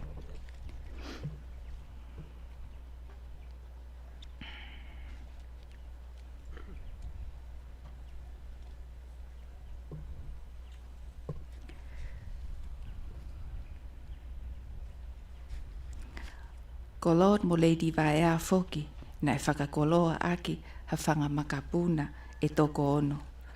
Whakawhetai ke eiki ai ofa, ka koe osienia ai ofa, neongo e ne lahi taha, ka na e mahulu atu e ne anga whakatō ki lalo. O taulava pe o tala me he ene pe kia ko e ni. Whakamore mole atu Lord Vahai, ka ko hono si ka inga hihifo, ko nau foi o whaanga a si atki moana tu tanga hunu hunu. Ko whakalau pisi mai pe ki si ene kui mi he lau si I, moi lolo paongo. I kai fo ke whai halau ia ke fupua ko whanongo talanoa. Na e tupu ha ke pe a si atu I si mofua uta. I he ātakai tariangi mo tauhi ki whalelahi. Ke ena āwhiwhio, tau whaahau tu pou wha, mo kuini halai walu mata aho, mo hona whare alo. Koe mea pena e maseni ai a si atki moana, talu ene keisii, mo tauhi ke taahine pirinsesi lau lo taha o Tonga, saalote mawhileo piloleu. I ene mauhoa kia kau loka, na e hoko atu ai pe, ai whai whatongia, ai whae fitani, ke taahine kuini na naspau, mohono ngahi alo. I he hopo ai ngahi peau, hange kuo fongi, ke tō mai hata aufa, pea te tau tua tamaki. He tau mai a ko hafolau, ki tua Tonga, pea toe liu mai. Hiri e na whengako, na ana foki mai lewa ki Tongani. Na e hoko ata si atki moana, koe whai ako maalunga I he pule anga, koe whai ako pule ke le soni ingirisi, he kolis whakawhai ako a Tonga. Pea ne hiki hake lewa ke la kanga pule, he waa ako maalunga ai potunga aue ako, I he Community Development Training Center, pe ko ia na iloa koe tihe I pahu. Na aneau ke lakanga tau potu, ke pule lahi o potu ngawe ako, koe mai moa a ene awhio. Na ane poaki malolo kehe me he potu ngawe, I he tau wanoa, me he lakanga koe tale kita pule, ke waa ngahi ngawe maolunga ange ai potu ngawe ako, moi ako ngawe. Na o si toka maali e pe ai mea kotoa, neongo ok mea a Lord Vaea o taku, koe mo ui a si atki moana, koe ako katolika pe mo siasi katolika. Mahalo pe I he taimeni ihi. Ka koe uho o ene tauhi mau, na e whai pe ke siasi lahi. Sias Wisiriana tau ataina o Tonga. Ta tau pe mo vaine mo onia Ponsonby Methodist Church I Okalani Nusila. Sias Wisiriana o Houma. Sias Wisiriana o Makapaeo. Kai tau te fito ki he whare lotu senturi mo I wahe kolofo ou. Koe ngahi mo meniti whakakoloa. Pe tau te fito e ne koloa ia ki he tarangofua a ene ki o whewhine si taha hai sipe. Ke kau ke ngahi polkalama lau toi whakasahapate pea mo le soni whakame o e wahe kolofo ou. Koe ulungaanga o si atki moana tu tanga hunu. Na ane mo ui aki hono whamiri ka inga mo maheni. Koe whewhine ne fotu ngofua, pea anga whakawhai ngofua, I ngahi tau ki muini, neongo ne ikai mo ui lelei, ne ikai ta ofi ai, a ene viritaki, ke hoko atu pē ai tauhi, e ne tauhi wā ki hono whamiri, ka inga mo ngahi kau ngā mea. Tau te whito ki he taimi na nau a ahi mai ai me he otu muri, he nai i kai loto ha taimi ke nau tue noa. Koe nā tula mo onia o si atki moana. O hulahi whau e ngahi manatu melie ke mo ui ai toko tahani. Kai mahalo koe vesi, whaka osi o himi, ono uowa, o kune hulu i mai ai i misi totonu ai whewhine mafu o whani. Koe lelei ne ngau e ki ai. Koe lelei pe ai kakai. Koe halanga folau pe ia, ki he whonua oi monu ia. Ke kaweinga a ki au, koe whetu ngingila mau. Si whetu, toki whetu, koe whetu ngingila mau. Pe whakamooni ki ai, sāme a te vita, sāme ua tolu. Ko hok tau hia sihova, e ikai te umasiva. Kei hopo i la a o e ofa moi fua, kei whakalake pape hi fofua. La wutu ai e whonua, he tangi kafa me mounga. Tawangi ke hoi fua mai a olunga, he mamahi o tau whai. Te waho folau, si atki moana. Tu utanga hunu hunu. Fakafanua Vaea, moi mau ofa. Leve leva whakahoha, kau tatau atu.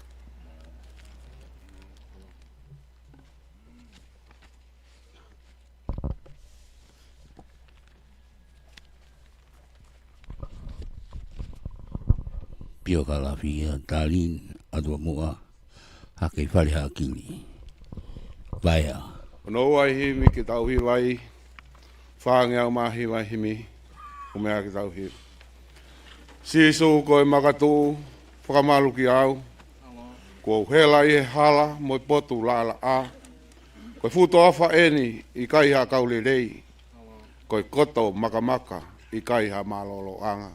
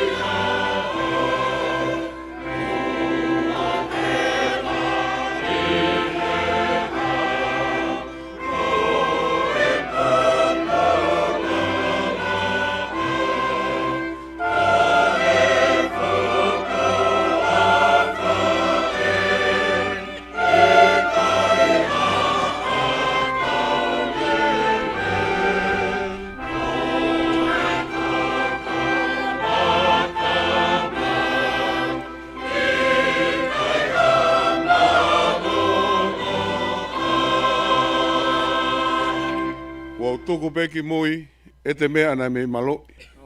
Koe pā me o e rimi, sia kau o refitini.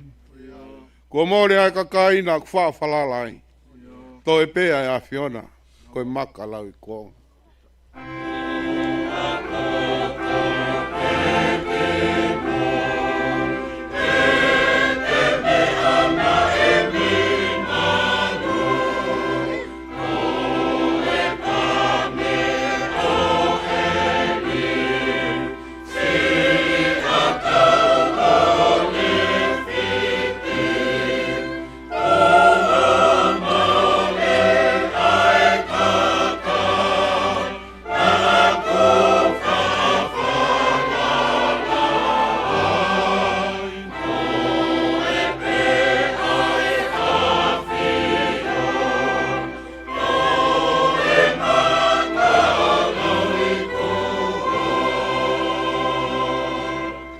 Hoto ofa he makani e ne whawhare mai. Pea o malua i he la a, mo angi ai afa. Pe ui nui he vai o ku tafe I fuai. Si suwe ke uno fo ma I e malu pe au.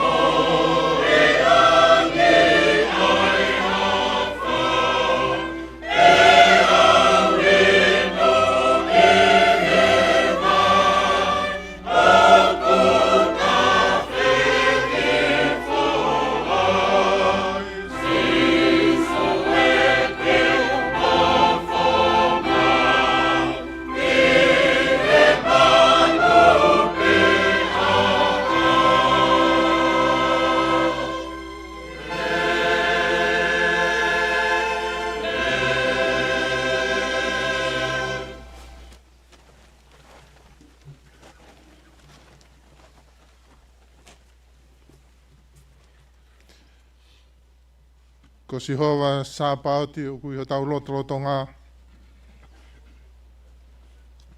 Ko o tua se kope, ko ho tamo ngā. Ko ho tau Immanuela tai ngata. Turou pe mo pekia, leiti si atu ki moana, tu tanga hunu Fakafanua Vaea. Whatabat ki o moa whiwhio, King Tuwawono, hoi tui o Tonga, kuine nas pau, hoi kuine o taloni. O moha elea api ko tari ki haa pai. Una ae tangi, pia moulu atu ai mamahi. Whatabat tama Prinis Crown, tupoto au karala. Pia moe liongi ai tahine ko princess, sinai takara whawhanua tua aho. Tap moe tahine princess pure, princess Charlotte mawhire o Plaurevu tuita. Lupe pau, ka mae whiwhui lupe. Tap mo princess o feina he lang whawhanua, mo ek no pere whawhanua, mo api ko siu, mafua uta. Tap mo Prinis Krani waru futafili, kauhara uta. Lo tuita, mo e whakololo e hau. Tap mo no pere maafu, mo haa hawe alahi, mo e ngahi haa ko toa pe. Ho ek no pere aine a fio. Whakatahai ki tau tolu e ao mono uhinga.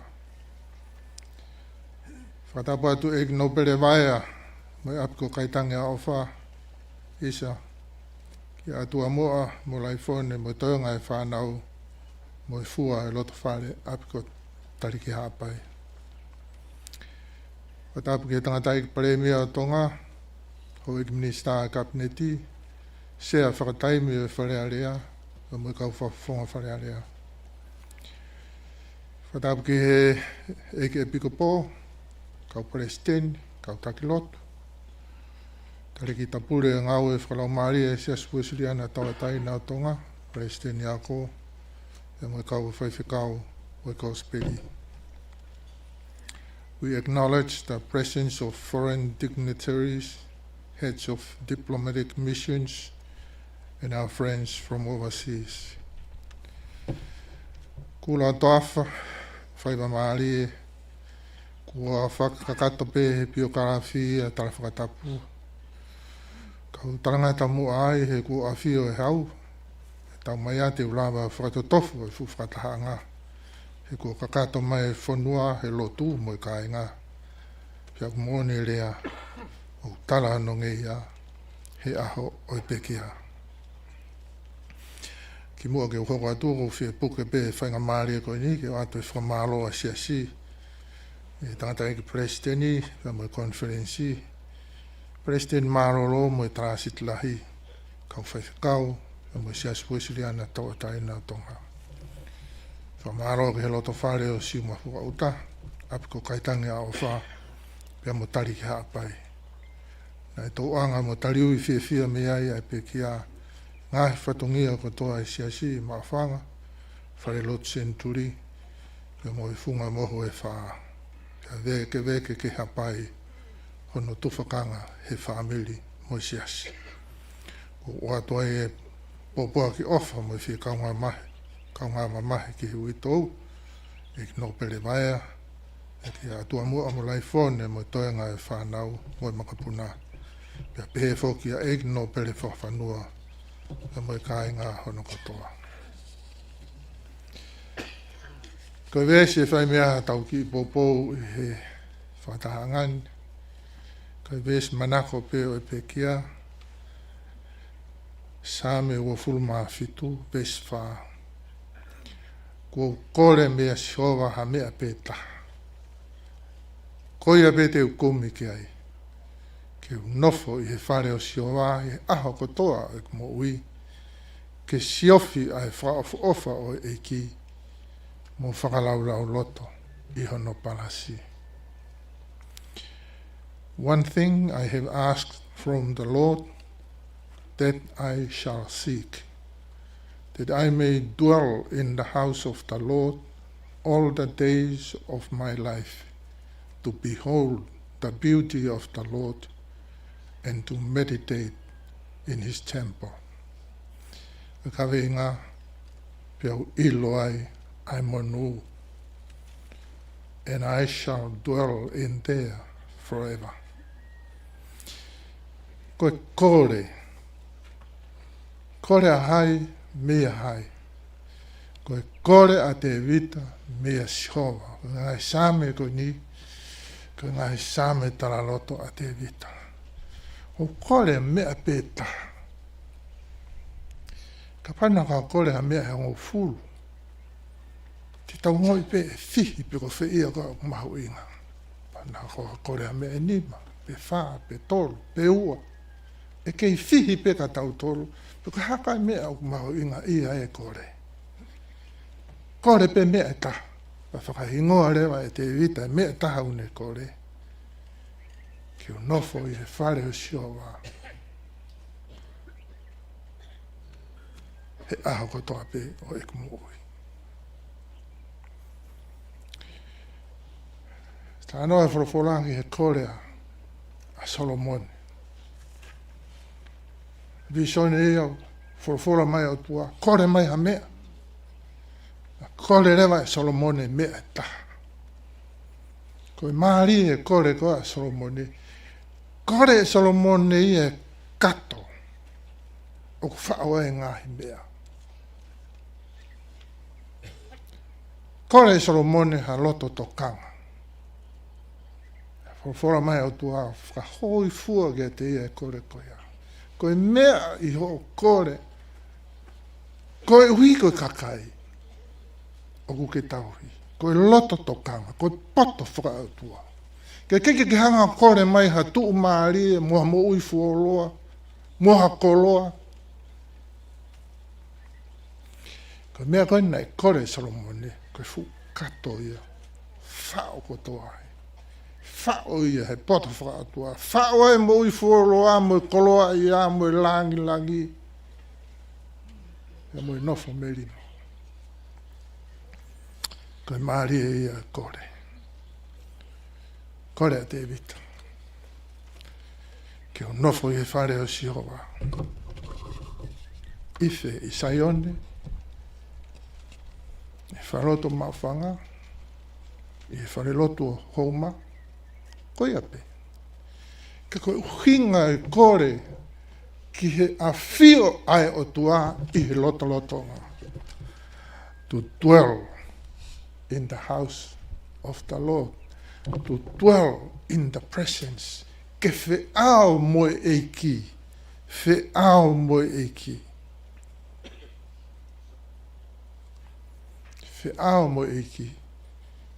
Whao ka kato. Koe kato I o whao ka kato ai. Ai nau mo koloa whao tua. O tala noa mo manatu meria ki ai e Biographical. O whi whamooni aki. Ai whamatala me he potu ngāo e ako ai pure anga. Mo e whamatala na tau whanong ki ai me he whamiri. Ki he ngā he koloa le rei. Me he kato na e kore e kaunanga koe ni.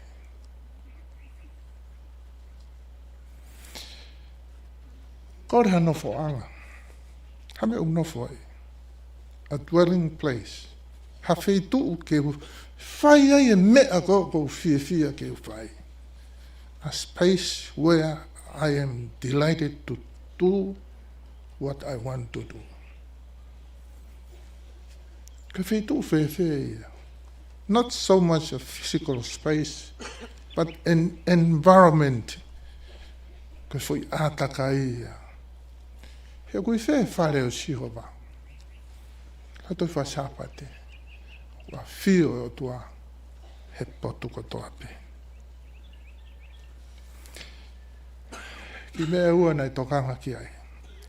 Aini peu hahe vesi. He ne nofo he whare o sihoba. He ne whiao mo e ki. Ko mea ua. Ke siofi ai whakao ofa o e ki. To behold his presence. When I find Moses mo nga sai nai a ho whango fulu mo po nga whango fulu ne nofo ao mo e ki. Wa toko he hifo mai a Moses me mo nga sai nai tapa no fofonga. Ma mata ki ai na ma mata ki langi pe mo ngia o tua. Ko nau ia o to taha. O fe ao pe mo e ki. Tāno mawhana e tōu ako ki ono ulunganga. Tahine na e fotu meli, turo watu, anga whatoki lalo, ofa mo melino, whaakātaki, moanga moko. Mawhana ke whana wako, nana wako ai. Whaingofua e mahino e resoni, he whaofu ofa e ne fotu. Tukehe ne teuteu le leipe e ne resoni. Ka hifo ia ki he le voro, te nau whemahino aki ai. Ko e nau ia o e nofo. O siofi e whakaofu ofa o e ki. Ko e talaloto ko e kaunga ngau e potu ngau e ako. Nau fia ke maheni mo ia. Lau ko nau kaunga ngau e kai nofo no tuunga ke makehe ai. Ka hifo pe ke tatau pia mo e toenga. Ka inga ko e whakaofu ofa ia o tua. Na e nofo. E kaunanga ni o siofi. Mata mea tau favor. He aho kotoa pe o ene mo ui. Pea kulame koe ni ki he manatu melie ai tokolahi. He nau e tokotaha koe ni nau fia. O tala loto maa whana ki ai. Ka pau unau manatu melie, o tau manatu melie ki tau toro. O noa eik no pere. Ene lau monu, turo watu. Ene lau tāpuaki, i he whaafu ofa o eiki, i he mo ui mo i toonga hono hoa o whaanga. Wa noa hatala loto fia e ki whanau, tau whanau ki ai. Nau mamata ki he whaafu ofa o eiki, i he mo ui mo i ngā ui ai whae fita ko ini. Ko hae uhinga. Ko ni whakaofu ofa me i whie. Me hono siofi. Ai whakaofu ofa o eiki. Beholding the beauty of the Lord. Ko mea hanoua. Siofi whakaofa eiki. Mo whakalau loto. Whakalau loto. Meditate. Lea runga he kau katolika, koe meditasio. Koe ohi tama ini, hange koe tau whanonga i Biographical. Koe ohi tama ini e katolika, i he ne tupu hake, pia moe ne ako. Ako i le rihi kau tāpo o ki he meditasio, i he ako naki moe ngahi toka te rini, o lotu whakaristiane. Tānoa mai he presideni ako, moe pure ako e Chris Charlotte, na ua ku tōtou awe ai sakarameniti o omohe ki a si atu. I he taimina e kaitangi ai ngai tau mai ki mui ni. E ka taim kotoa pia kuna iai ke o atu ene sakaramenti, ku vahe mai mea o ku nofo ai a ene mo ui. Tānoa maari, mea u whai ene whakaraulau loto. Ko ngahi mea de rei o e nofo, ko ngahi mea whawhiwhi, whonua, siasi, mo whaambili. Ke nofo i ke tufi, halau, ngā vewe o e nofo. Ka koe whakaraulau loto pe, i he whorwhora mo ui a eki. Mo ne tānga e whatsame, ki he monu ia e toko taha, o ku nofo whakaraulau loto. Whakaraulau loto, i he aho mo e pō ki he ni whorwhora. Tene hange i ha kau ko tō ki he ngai manga i vai, o ku ne fua i hono tō ukai. Ko hono lau o ku i kai mai, pia neongo piko ha o ku ne whai, o ku ne monu i ape.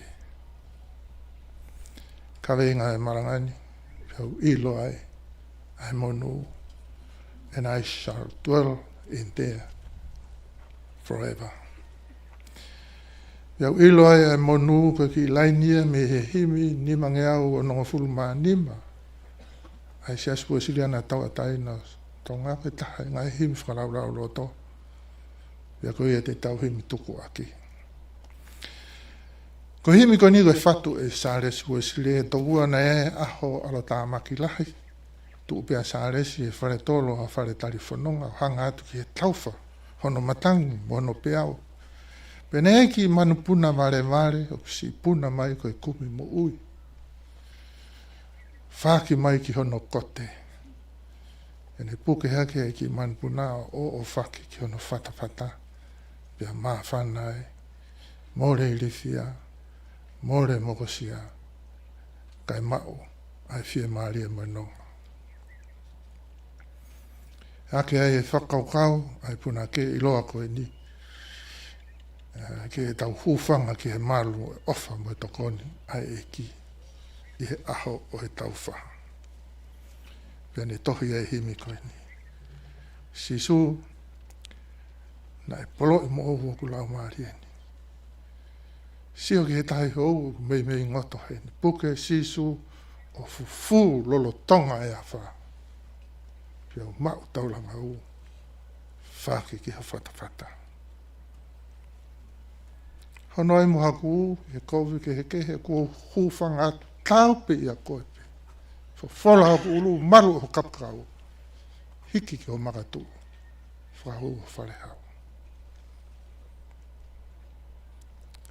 Tohi e veskoni. Sisu e ko koe pesi e kumatai koroa. I kai haku sio ke. Siofi pe whau ofa o eke. Ka mau koe mau kotoa ai.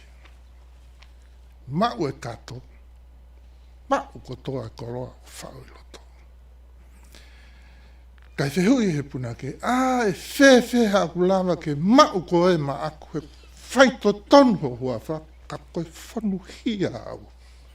Koe hia au. Tari lewa he resio noko.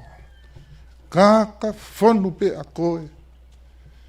Whonu pe a koe he kelesi ufhia.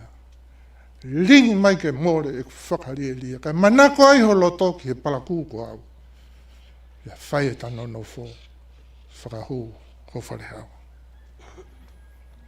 E ka hu he whare ko ia. Ilo ai monu he whea mo e tui. Sio atu tae pulo winu ki he vai mo ui. Fountain he vai ola. Hake hoku loto e. Kau kamata hei ho o ofa. Pia mau i langu hono toe. Ilo ai monu, he wheao mo e tui. Wheao mo e eiki. And I shall dwell in the house of my Lord forever. Toka leiti si atu ki moana, tu tanga hunu Fakafanua Vaea. Ko ke ilo ai monu, o wheao mo e eiki. Monu ko ia, ko he vani, mo mo uta ngata. Ua whai tamai, mo e alo, mo e lau maari e maani oni. Amen. Amen.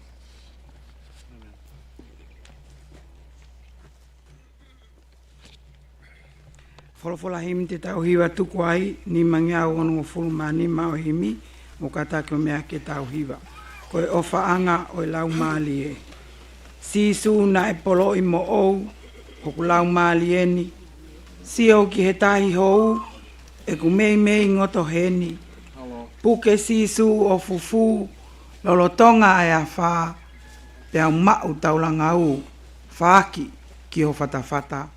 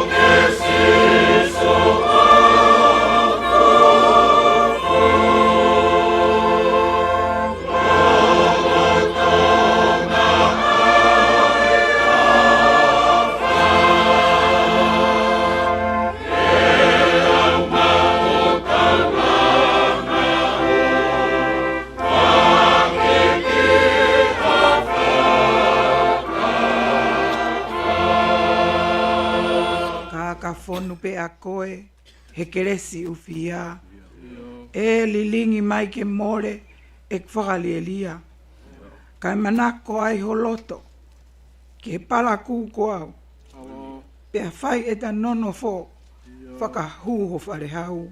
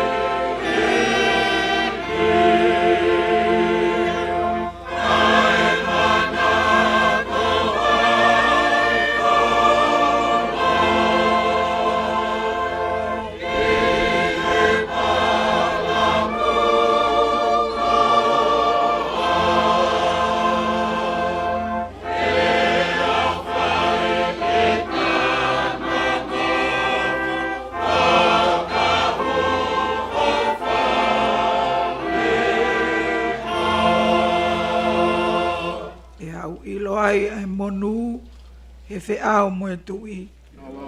Si o atu tae pulou, inu ki he vai mo ui. Whauni teni he vai o la, hake hoku loto e. Kau kamata he ho o wha, mao ilangi hono toe.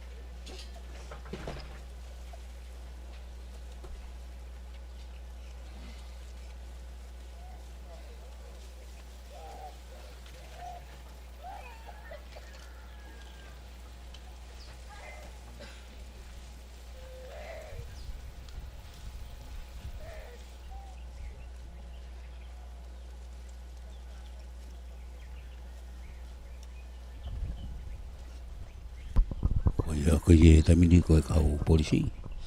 Na ho lakatu. Ki e pelpelu koe ia. O e puka Tonga.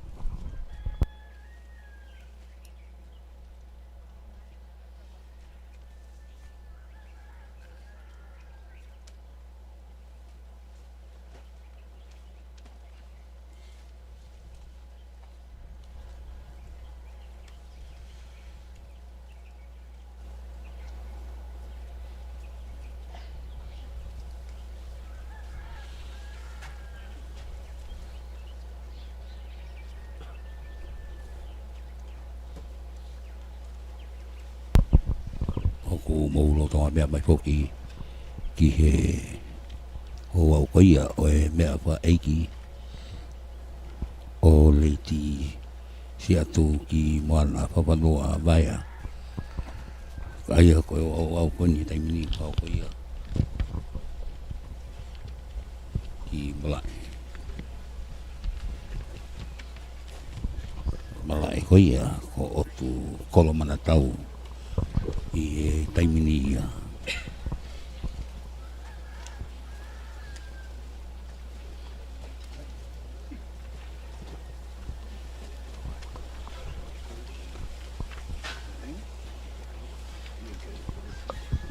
Io kau e kau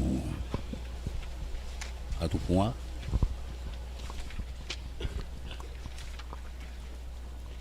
e kua ko nau patongia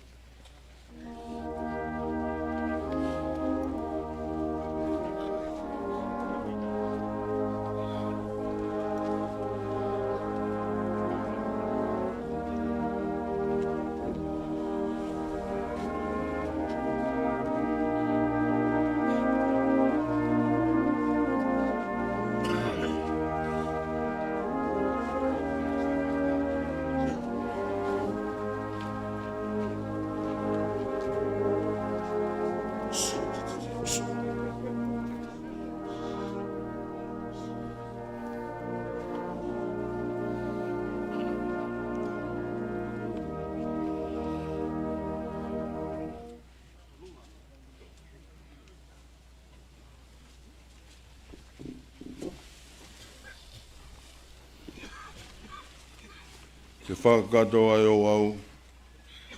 Ka tangata ko whanau e whiwhine o whanau no e na maui. Pea o whanau e mamahi. O ne tōpu hake pea tu osi hange apsi a kau. O ne more hange hata pea o kai au pita o hane tō mau. Lolotonga e maui o kua mate ke tau tolu. Te mau alu kia hai ke kumi tokoni. I kai e koe awhia nā pē. Ni o ngoko mau whakatupu ho hau totonu a ke mau ngāhi angahala. Kai oa e tuku ange aki mau tolu eiki. Oa e o tua maani o nange whau. Oa e eiki mafi mafi. Oa e whakamoi maani o ni kāra ofa. Oa e teke tuku ange aki mau tolu ke ngāhi mamahi kona o e mate e taingata. O kuke a whio i eiki. Ai ngahi mea fufu ha mauloto. Ai oa nā taupi o whonga alofa mehe mau ngahi lotu. Ke whakahau whiki mau tolu e a whio nā e eiki maani o nange whau. Ai o dua mafi mafi. Ai whakamui maani o ni kālo ofa. Ai whakamau motu taha o i tainiti. Oa teke tuku ke mau hinga mea te koe o mau hoa whakamui. Koe uhi, koe mamahi o i mate.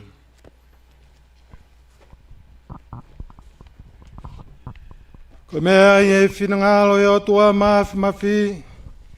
Ke ui ange e lau maari e si o tau tokoua ko hikini. O i au tau tuku hono sino ki he whanua. A e kere kere ki he kere kere. A e efu ki he efu. I he ilopau. Ai longa ak nau tolu ko pekia i he iki. E nau toi tō ke mui taingata, e ko tau whamui. Ai e teni liu a sino, o e tau mou lalwani ke alaanga, mono sino langlangia o nā. Te wangoi hare o me langi nai pehe mai, tohi. Hire ni ok monu ia e pekia he iki. Te ok whorofora e lau maari e, io. Tohi te nau mālolo, me nau whakao sia.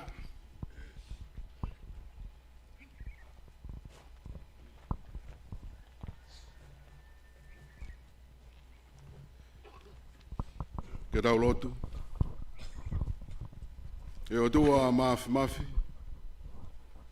Ai a whiona una nofo mo koe, e ngahi lau maari e kakai ko hiki he iki. Ko whakata ki nau tolu me ngai kawenga o e mo wini. Pe au nau mo ua ai fia mo e monu ia. O mau atu e whakawhetai i ho ofa ki o mau toko wani. Mo vete angeia me ngahi kovi o e maanga hala ian. Mau tukoloria ki huafa Tongatapu. Ko hiko kau sevanit ko hiki i he lotu moni. Pea mau kore, ke whina ngalo lelei, o whakato e lau ho kakai whiri, o whakato o to mai ho pureanga, ko hiki au sia e ki mau tolu mo ki nau tolu ko hiki atuna, ai whakahau hawa o sino, mo e lau maari i he monu ia, mo e koloria o i tāniti, ia Jesu Christ ko mau eiki e meni. Ko e kresi ai eiki ko Jesu Christ, mo e ofa ai o tua, mo e whiohi ai lau maari e maani oni, ke e te tau tōru ko toa pe ia o tae ngata. Amen.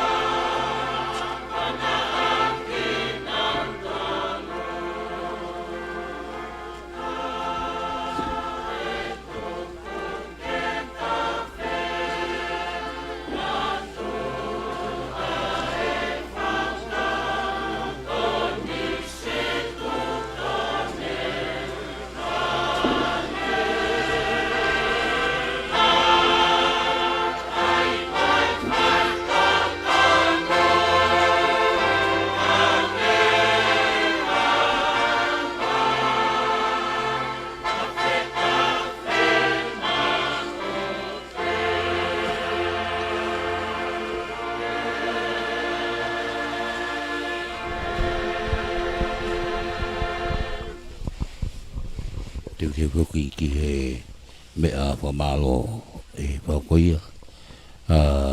His Serene Highness Piunisi Kaniwalu ta Lord Potopili. Ko e mea whamalo tene e whaoko. Kama pea haukatuki he pasi whawanoa. Ko e Telio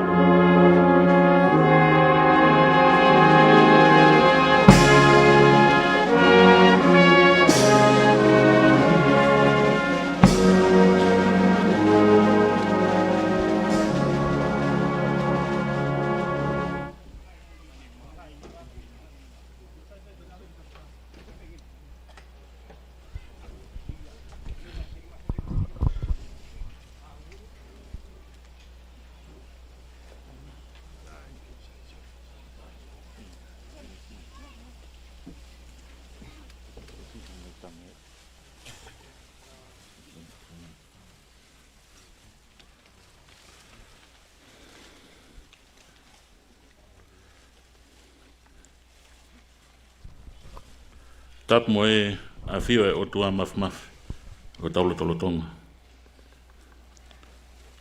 Tap mo e na a fio tamaka tupo wono ko i hau malu Tonga. E tahine kuini nana spau. Tap mo e pilinis kalau ni. Tupo toa o ka halala. E tahine pilinis kalau ni snai takala. Tap mo e pilinis pule. Salot, na file pe ilo lev tuita.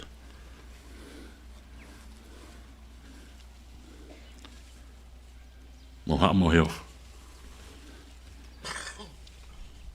Tap mo tuita. Maaf. Mo hoi ke fonua.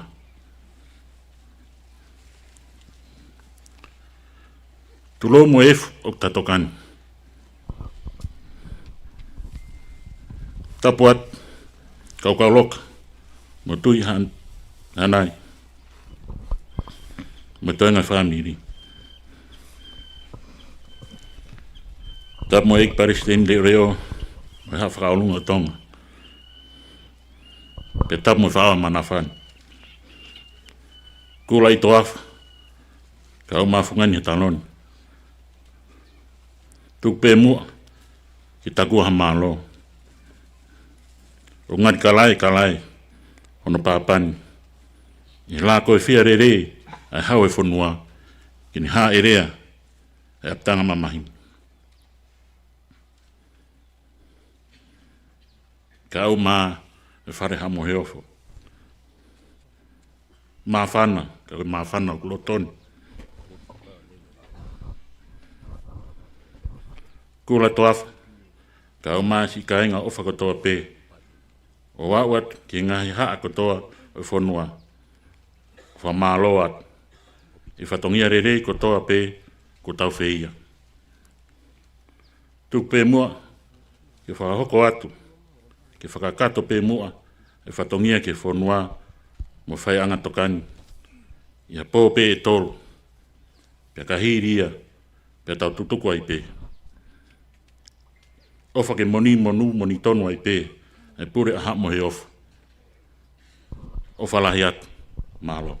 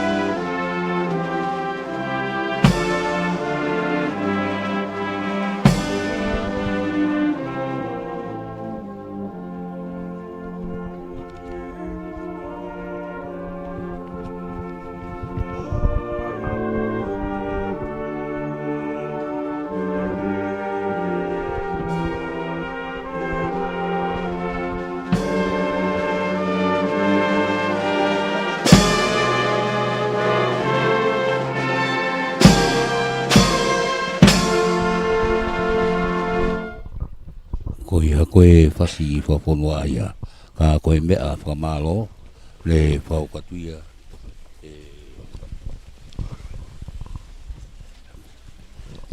His Serene Highness. Penisi Karniwalu, the Lord for the Fili. Pea, io pea, i he taimini. Li wakilewa ai ha eleia ki he palasi.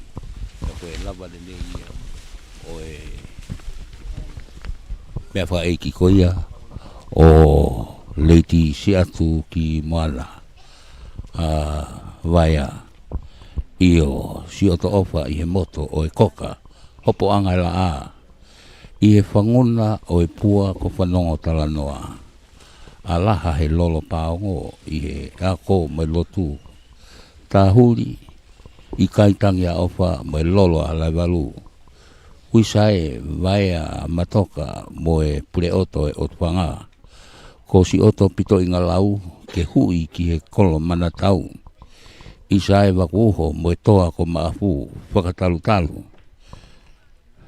Mata mea tau peiwa e he whataki ma i moa kuola o whatu pea pau.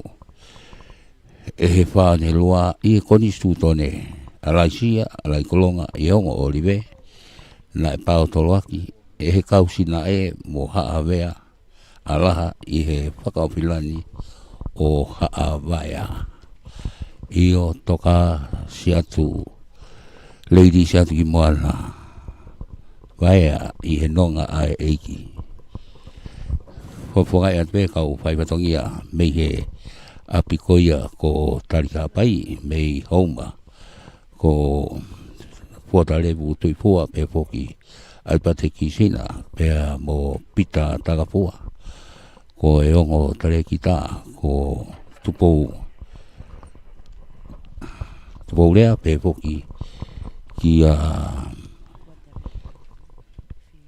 filia paia pe poki mo e kau anormanu pea mo Katalina tohi ma loa pito mo mea mai ka mo mea